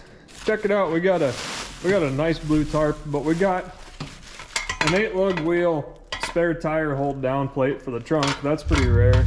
You don't see a lot of those. This says 65 2+2 on it. It's headliner trim, but I'm not quite positive what its orientation is. There's this piece, I don't know what it is. We got this fender skirt that I feel like I've seen before. Nothing written on it. Is it the same as this other one that's over here? We got a spare 8-lug wheel. I don't know if it's the same. This one says 67, 68 Ram 3. That looks like that's an 8-lug trim ring. So that's 67, 68. I think that this one's the opposite side, just without the trim on the bottom. We'll call that a pair. Oh, and then all this stuff. I will be beside myself if you can tell me what these are for. So the profile of them looks a lot like 41 to 48 Chevy Fleetline, but the fins aren't right. And these aren't an add-on, these are embossed. So they're an original to these. I'd really like to know what those are for. We have a 50-ish Mercury dashboard, the radio and all the knobs and what have you. We're down a lighter and we don't have the ignition switch. Everything else though we got, including a 22 hole in the glove box lid. Check out the little Mercury, man. Isn't that neat? We got a 67 to 72 Chevy glove box. What do we got on the spid? Heavy duty spring, medium blue. Not a lot of options on them, really. We've got a drive shaft tunnel. I'm not sure if that's... Paint doesn't match. That looks like a 4-speed 4-wheel drive square body, but I'm not sure. We've got a bunch of tilt columns. This is we got a square body automatic tilt column. We've got this old tilt column here. I can't tell what it's for. We got a pair of 58 Pontiac skirts, some Rogue rusty camshaft. This one's not tilt. I don't know what it's for. We got another big old pair of fender skirts. No idea what they fit. More fender skirts. Also, no idea. Oh man, look at that. Sweet custom pinstriping they had. That is some old paint, man. How you like that gear shifter? Yeehaw. And then we've got a 59 to 62 Pontiac 389 Armasteel crankshaft. So like I was saying, that amount of travel is kind of indicative of a burnt or a stuck valve. It's probably a stuck valve just because we know this car sat, but we're gonna kind of go about things the backwards way. We gotta put some brakes on this thing so I can drive it in and out of the shop, but just for fun, let's check for any vacuum leaks.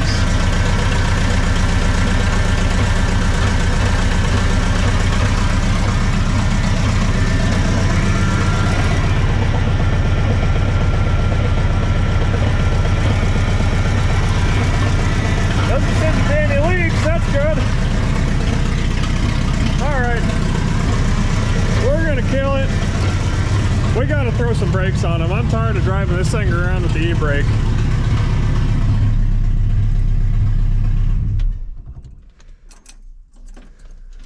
Oh, we do have accessory.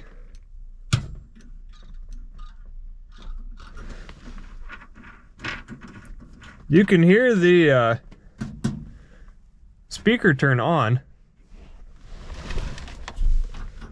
I don't hear any noise.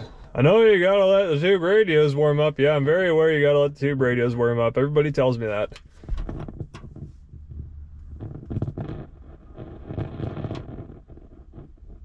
But how long do you have to let them warm up?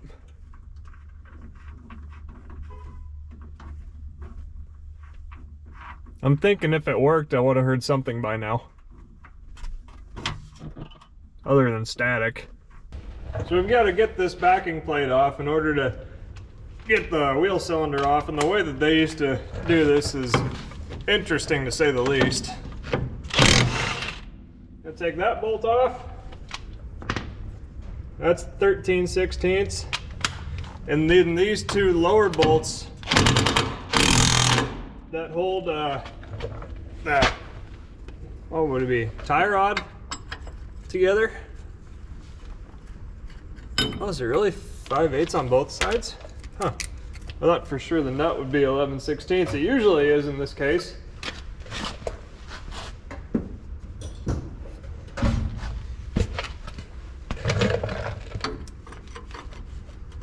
Yeah, okay, 5/8 and 5/8.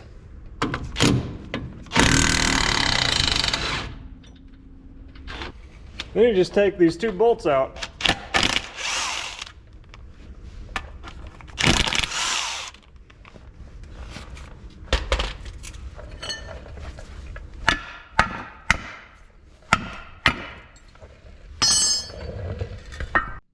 Yeah, there wasn't gonna really be any rebuilding these old ones, I don't think.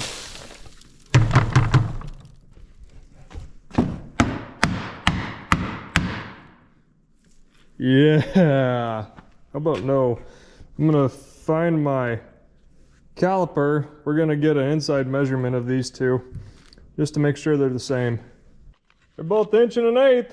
So here's the part number, WC39091, the other, or 92, the other one's 91. And then for the rears, hopefully we've got, there's the 91. These WC7564 and 63s. All right, we got our cylinder on. Now we got to clean up all of our mounting surfaces where our shoes ride. So we got these three, there's 3 on the other side, and then there's this little knob up top we got to clean up where the shoes and the springs come together. I've got this neat little sanding wheel for my impact. Oh wow, that takes it off quick. Get all of our dust away. Now we can put some grease on there. Like I said, this is just disc brake grease. Should help all the pads slide and keep these points of contacts from corroding again. We've also got these little push rods that go into the wheel cylinder. We're gonna put some grease on the end of those too. Keeps them from tearing up the boot.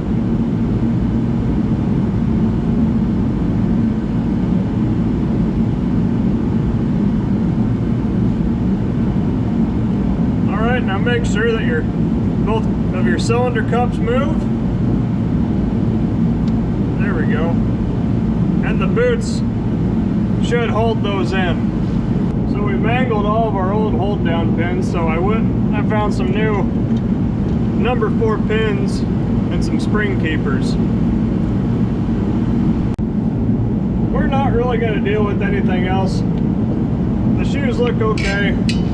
All the hardware is pretty marginal.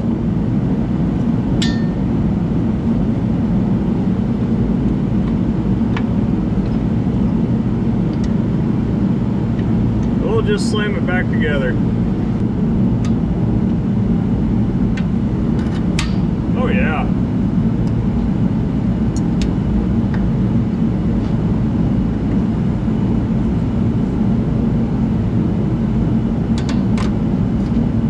Come on, baby. There we be. Check it. Check it out. I bought this really white emery cloth at Harbor Freight. Don't breathe this in. I hear this has arsenic in it. What we're trying to do is we're trying to get a dull finish back on the linings. You see, these are all shiny and glazed. We took our emery cloth, we knocked some off, and now they're dull again, so they'll actually grab. There we go. There's our seal.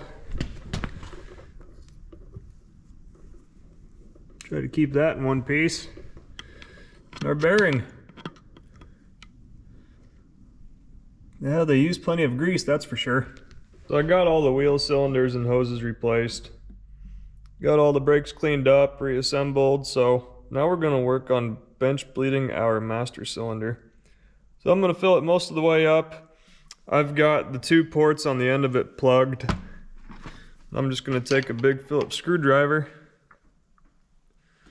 and slowly pump it back and forth until I don't get bubbles anymore. And by the time I don't have any more bubbles, it should be more difficult to compress this because all of the air should be out of the cylinder. It's hard to see, but you'll know that you're done when you get very little travel and you start to get a little geyser instead of bubbles coming out. See, like that. Here's the super scary single pot master cylinder that everybody hates. I've had this fitting on here soaking for a while. We'll see if we can get it to come off nicely. Oh man, okay. Lefty loosey. So I got the I got the nut broke free, but the line is seized. Just took my MAP gas torch to the fitting because I felt like lighting the car on fire again. But it worked. You can't do this on fittings on the rubber hoses because the fittings will explode. And that's not really a noise that you get used to. Albeit I am less alarmed by it nowadays than I was the first time it ever happened.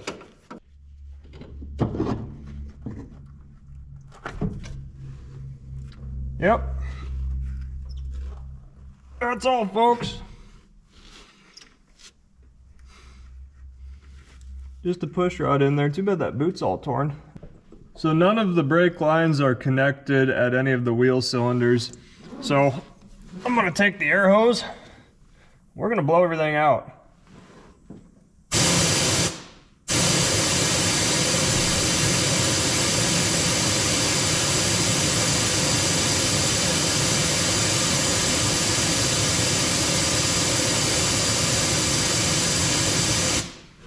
Okay, hopefully that was good enough. Oh yeah, there was definitely some out back still. Yeah, good pile at the right rear. All right, I'm gonna hook all the brake lines back up and then we'll mount the master cylinder. All right, got the master mounted. Got all the lines hooked up. Pump this about, I don't know, 15, 20 times. Get the system primed. I just noticed the pedal says power brake. We obviously do not have power brakes. I wonder if that super difficult to find Bendix power brake booster went out and they just converted it to manual. This explains a lot. I stuck a pry bar in there between the seat and the pedal to hold the pedal wide open. Let's go check for leaks. So I'm back here at the passenger rear. I got the brake pedal held down. I'm gonna crack this bleeder. Probably not going to get any fluid out. Oh, I did get some pressure. We got air out. Now we're going to use our vacuum bleeder. Try to pull a vacuum on this, get some fluid out. It can be difficult. Since I got air out, I'm going to try just pumping the pedal again. There's fluid all over my light. It's okay, it's fine. I'm just happy to see it. I'm just happy to have fluid. All right, I'm gonna pump them up again and then I'll put my little bleeder bottle on. I just have a bottle hooked to a hose here and all it really does is catch the fluid, but it also allows me to see bubbles coming out through the hose so I can figure out when I have all my air out. Got a lot of bubbles first, but then solid fluid. We're gonna keep doing this until we don't get bubbles anymore. 2, 3. Got 3 seconds of solid fluid, no bubbles. I'm gonna do it one more time at this wheel, then we'll move on to the next. Check it out. We have pedal. Had just a couple of leaks to work through on some old lines, but that kind of stuff happens. Well, now what do? We've got to make the trunk latch and the hood latch. Let's work on that. Let's go visit our 60 parts car out back. So we've got this little spring here on our hood latch, and that, what does it do? It holds this over and keeps the main latch shut. Ooh. What is this? That's a paw. It feels like a cat. What the heck? It's just the foot though. It was just chilling right there. That's gross. Huh, I wonder where the rest of it's at. Oh, that's gonna be a bugger to try to get out. It's snowing again, which is nice. Alright. Oh, is it broke on this one too? It's loose, so I assume it's broke. Yeah. Yeah, broke in the same spot. Well, never mind that then. I I seem to remember we had the same problem with our trunk.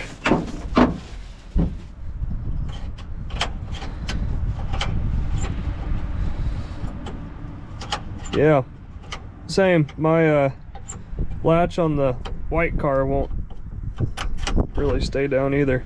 Let's get this one out anyways because it seems less broken than mine. I don't know if this is necessary or not, but we'll try the impact screwdriver. Nope, totally not necessary, but maybe on that one.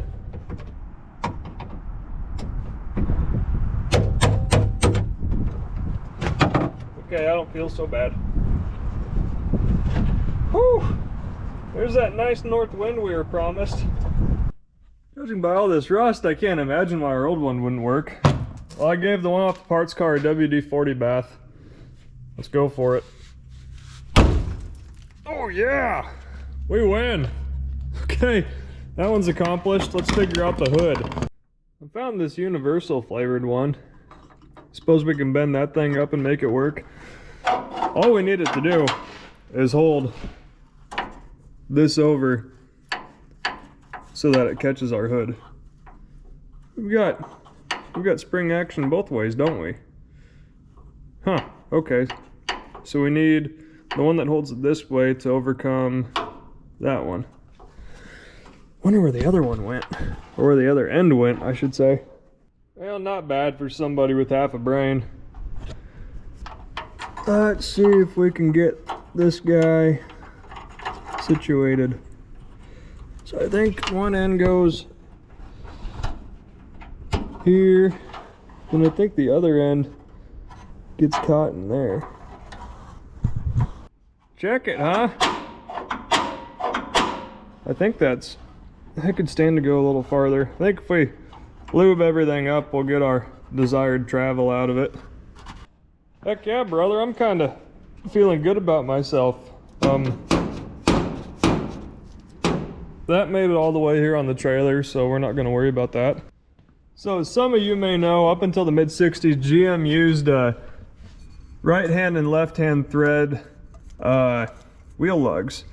And they put left-hand thread, as you can see by the L in the center of the stud, they put left-hand thread on the driver's side, right hand on the passenger side. Well, this one has 2 left-hand front hubs and 2 right-hand rear hubs. So this thing's probably been made out of a couple cars in its day. I ain't kidding you, folks. It is 5 degrees outside. Look at that frost. Hope she starts today. Oh, listen to that crunchy seat. Let's do 2 pumps.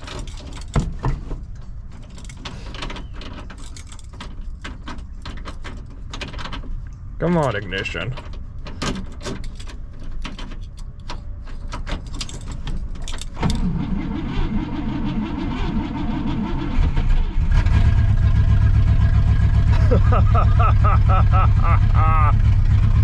$5 degrees. It's counting them off. Not bad.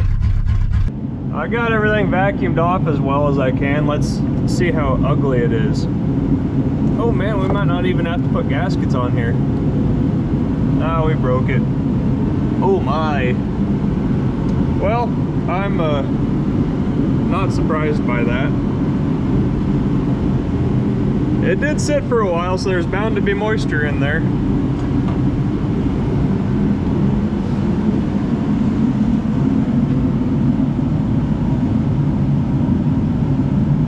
Oh, this is a good sign. All rockers have oil on them, so therefore all of them are getting oil.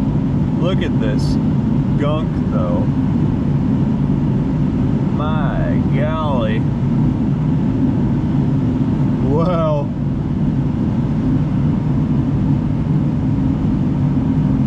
So what's this from? Non-detergent oil? No oil changes, high miles? All of the above? This is some good stuff here. Let's see if I can get this big old piece. I don't see anything glaring. Everything looks like it's working. We'll get the other side off. Yeah, more of the same. All the rockers have oil on them, so excellent sign. There's just a bunch of, I don't want to call it debris, but a bunch of sludge in here.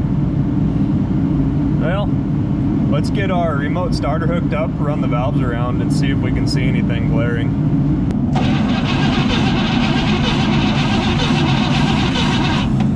You can definitely hear a gallop.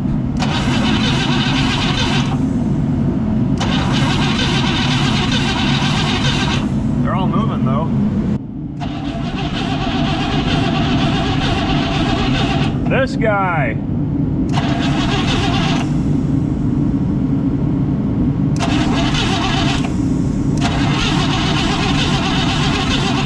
Let's take him off. That's our culprit right there.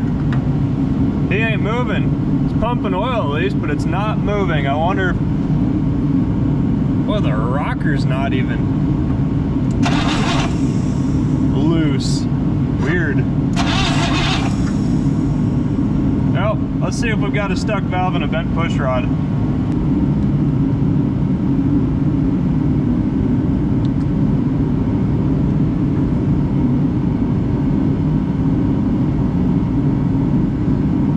Push rod's good. I'm gonna check to see if the lifter's working.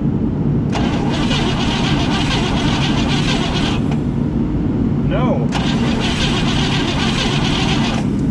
Look at all that oil we got coming out though.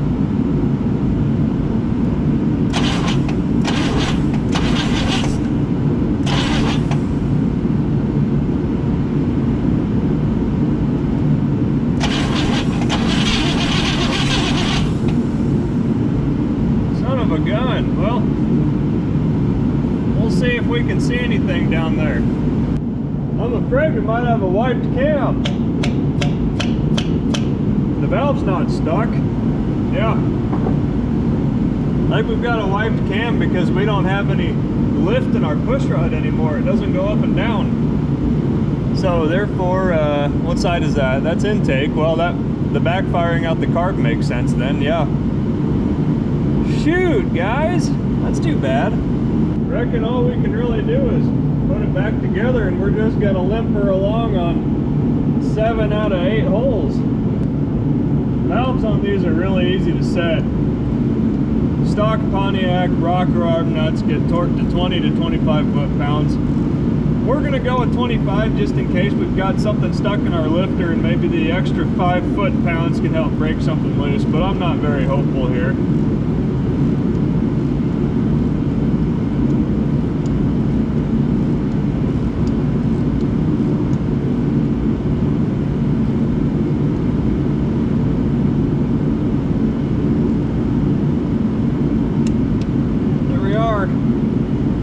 So the engine's kind of hurt and that's too bad, but I'd really like to make this thing not sound like a tractor. So went to the store, we got a chunk of flex pipe. We're gonna try to scab this together as good as we can. Yeah, it's really bad. This end's pretty good, but I think we're just gonna have to, oh, it's rusty, yeah. We'll take the grinder, cut the old clamps off. Oh gosh, we need this one, well, we can still cut it off. I think so, yeah. Our hanger goes under the clamp. Yeah, we'll zip these two off, and then we'll see what we're dealing with.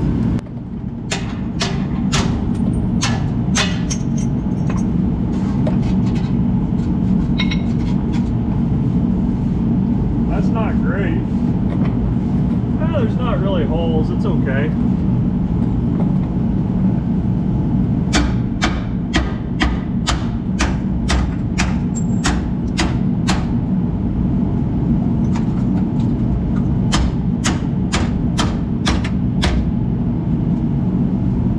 Mess up my hanger because then I'd really be hosed. There we go. So if we get this here knocked down, we can deal with this here, but I gotta figure out that's 1 7/8, 2 1/8, 2 inch. what have you. So I'm going to trim all of this on the end off.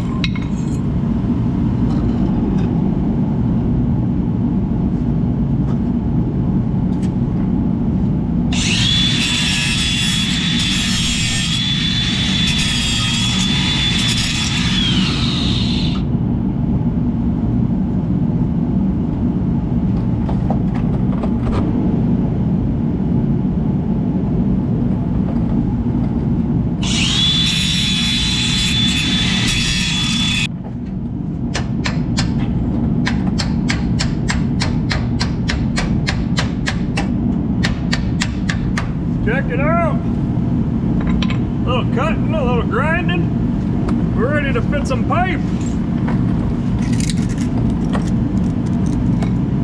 Unless I did this wrong.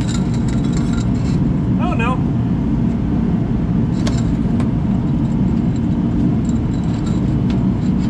Oh yeah. We're looking all right. We just got to throw some clamps on. We'll hang this first so we don't screw up our location. You don't got to worry about this big old dent in the pipe. That's just added back pressure.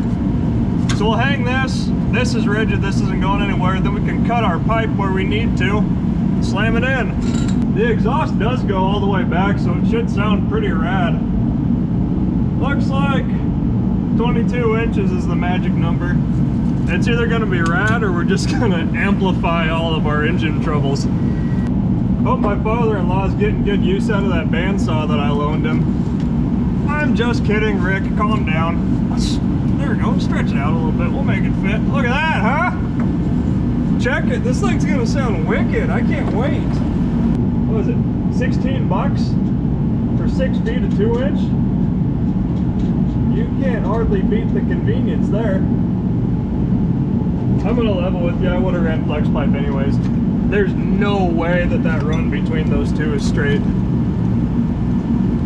And the car's not worth putting new exhaust in in its current condition, so I'm not gonna lose any sleep over it. This is mainly to make it sound cool and to prevent our carpet from catching on fire.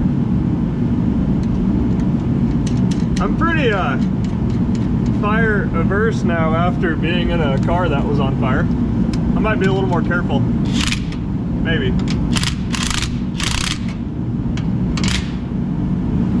I can't spin anything. I think we're good. Let's fire this thing up.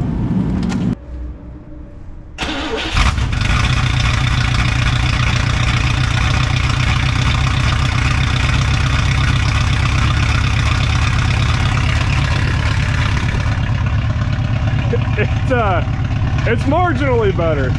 Just marginally. It's still plenty loud. It sounds like a 7-cylinder tractor.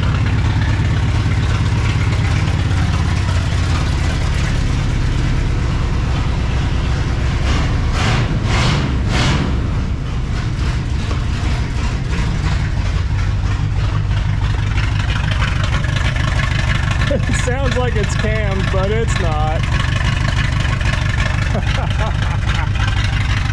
Well, that was worth the attempt right there. So if you want to ruin your day, just try to look for steam coming off your radiator. We've got a few wet spots up high. We're not going to worry about it.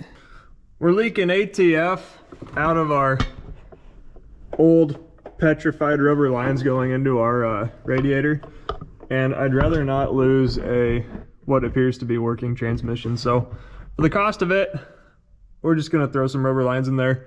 I nearly forgot, we need to check the oil in the differential. All of this is a 3/8 square plug, so just take your 3/8 ratchet, zip it on out. Do not believe this car has a posi rear end in it. If it did, it would have a big P cast right here, so all we're putting in is regular 80/90. Nothing came out when we took the plug out, so we just have to fill it until something does come out. Come on.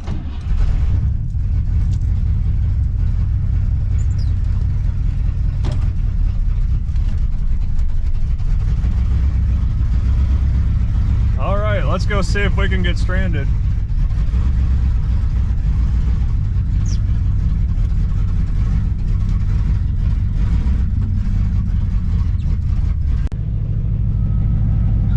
don't have many dash lights, but they're all on.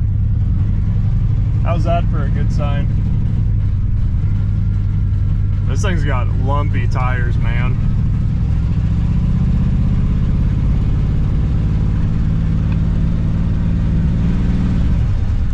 There's second. It's not a good second, but it's a second. We got another one with a noisy speedometer.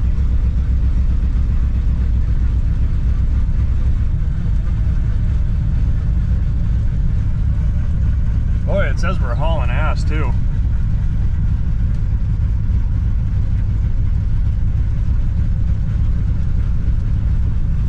I mean butt, we're hauling butt.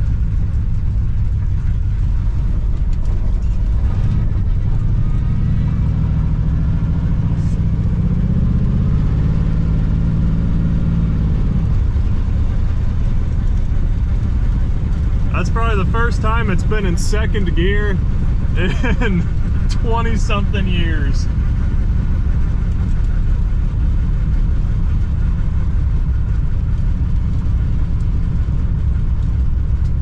We'll see how it feels on pavement, but so far it's not good.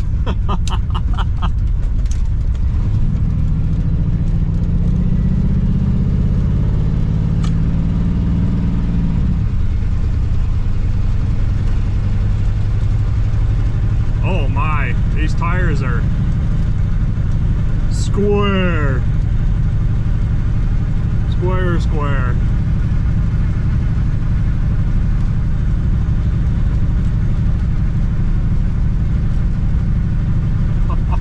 I don't know if I've ever felt worse about driving a car.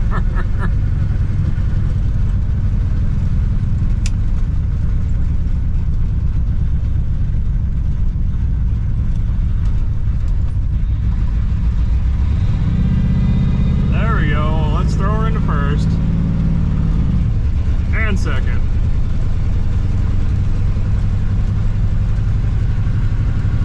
For having exhaust all the way out the back, it is still just incredibly noisy.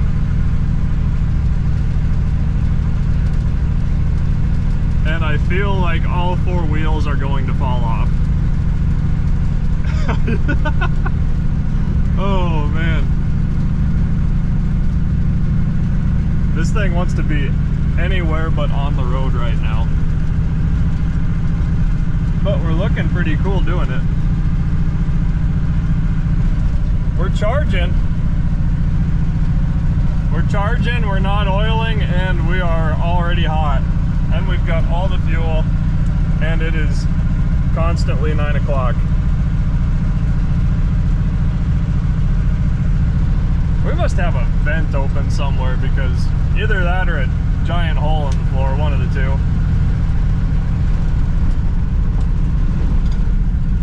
Let's turn on our Wonder Bar radio and see if it ever comes back to life.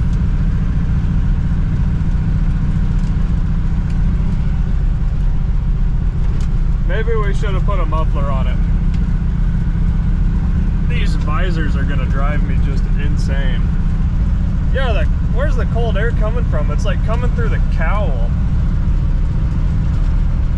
It's all on the lap. What if we move our heater around?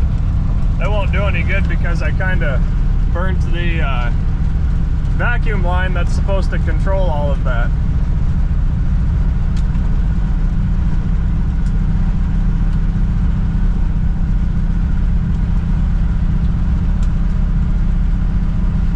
It's okay, I'll just have cold air blowing straight into my face instead.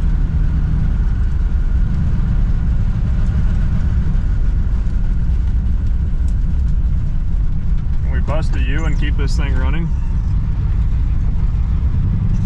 There we go. We brought her back down into first. Brakes are hanging in there. Power steering's hanging in there. Doesn't like going in reverse, so I assume all of the brakes are junk.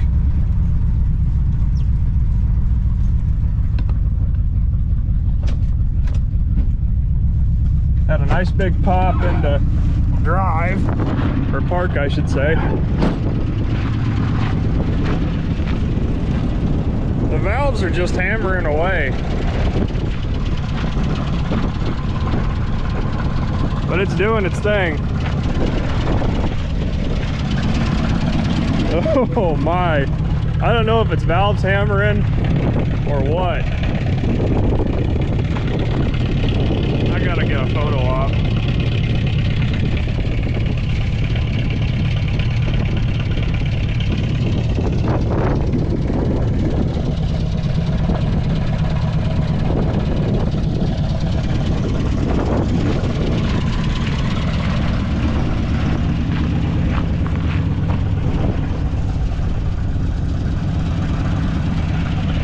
Let's get off the side of the road before one of the dairies in a semi runs us over. All right, neutral, drive.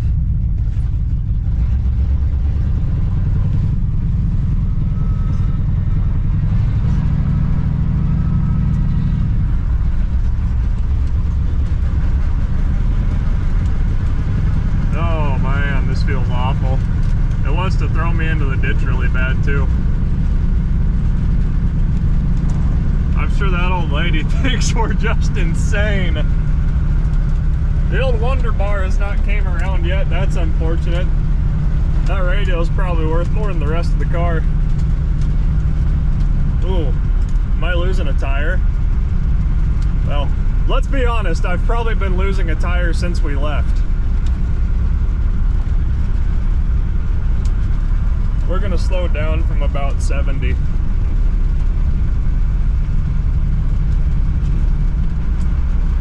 We don't want any of these old bias plies to start pitching treads.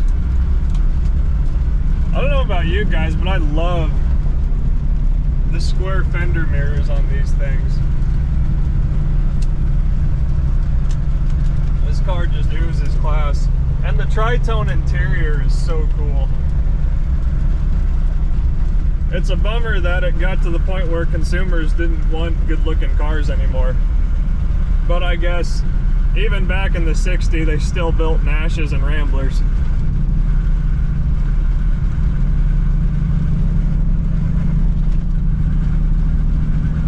So my great-grandpa bought the first Hudson in the county that they were from here in Nebraska. And my grandma was just, she was embarrassed by it. They kind of look like the Nashes in the sense that they're kind of like an upside down bathtub. But I had a Hudson and I just loved it. It was a 52 Wasp, 4-door, flathead 6, 3-speed on the column with overdrive. And those things just ate highway. I mean, as far as a car from 1952 goes, it did quite well with that overdrive. You know, it was really comfortable at about 65, 67 miles an hour. You didn't feel like you were wrapping it out too bad. We got working brakes. The transmission's feeling better. Maybe we can hit third. Maybe I'm not gonna push it that hard.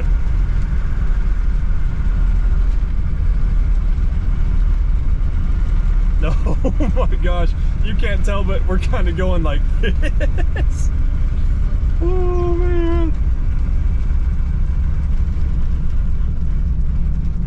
The wheels are coming off figuratively and probably literally.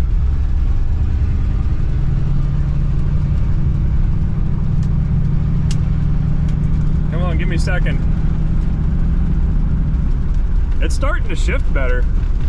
Just like that Oldsmobile, it's coming around. It's not as clunky anymore. Oh, can we stop in time? Oh, barely.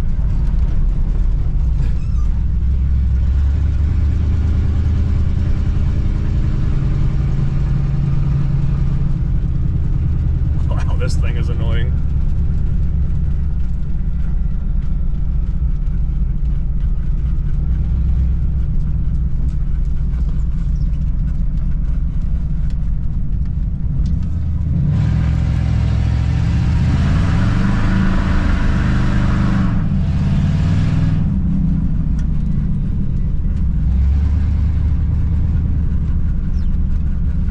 the buzzing noise is. I wonder if it's the oil light.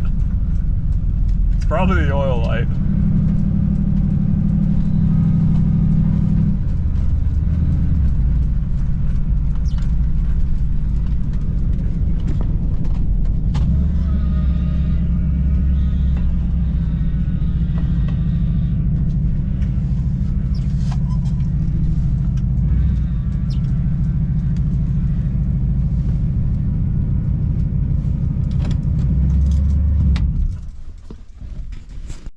I don't know if that's steam or blow by. I'm afraid it's blow by. Yeah, it is. It's blow by. Oh, the poor car. It's been a rough 110,000 miles on the poor thing, but she made it. We took it out, we did a couple miles, we shifted gears, we braked, we turned. The thing made all sorts of awful noises, but I'd say we did it. At least for now, we did it. Not sure what the future of this thing is going to hold. We're not going to part this one out, don't you worry. She's going to stay whole. It's so ugly, it's cool. Let me know in the comments if you think it would look better if I washed all the lichens off of it so that we just had rust, or if the rust and the lichens and, you know, all the mildew on the trunk is a good look altogether. I could really go either way. I could be talked into leaving it, or I could be talked into washing it, because honestly, with the drip and rust on it, that's a pretty neat look right there, I would say. I'd really be down to do anything with this car. I don't know if it warrants a restoration, but it definitely warrants being driven. If I can find another, you know, period 389 to stick in this thing, I may not feel that bad about doing it, because the rest of the car is just so stinking cool. But if I put another engine in it, I'd have to keep it, and I'm on the fence about that. So I don't know, I might get rid of it, I might keep it. Don't worry, I'm not gonna part it out. It's not worth enough in parts. The big selling points on this car, it's a 60, it's a two-door hardtop, and it has the rear and sought after it. Rear equals sought after in this point, trust me. 8-lug wheels, the early style 8-lug wheels. I just love the side profile of these things. Oh my gosh, it's so cool with that rust dripping down. So maybe you haven't seen the last of it then. I appreciate you guys sticking with me through the video. This has been so much fun. This has been one of the more rewarding videos I've made. I have been dreaming about bringing this car back to life ever since I first saw it. I'm glad that I could document all of it and share it with you folks, because this really is cool. Oh my, what a mean looking vehicle. Well, thanks again. I appreciate everybody watching. Please like, comment, subscribe, and I promise you the next video that I put up, if it's gonna go in the order that I think it's gonna go in, is going to be a rare Pontiac that you probably can't even believe that it's optioned the way that it is. And it is wickedly cool. And I promise you, you don't want to miss out on it. So please subscribe, and we'll be seeing you in about a week or so. See you later.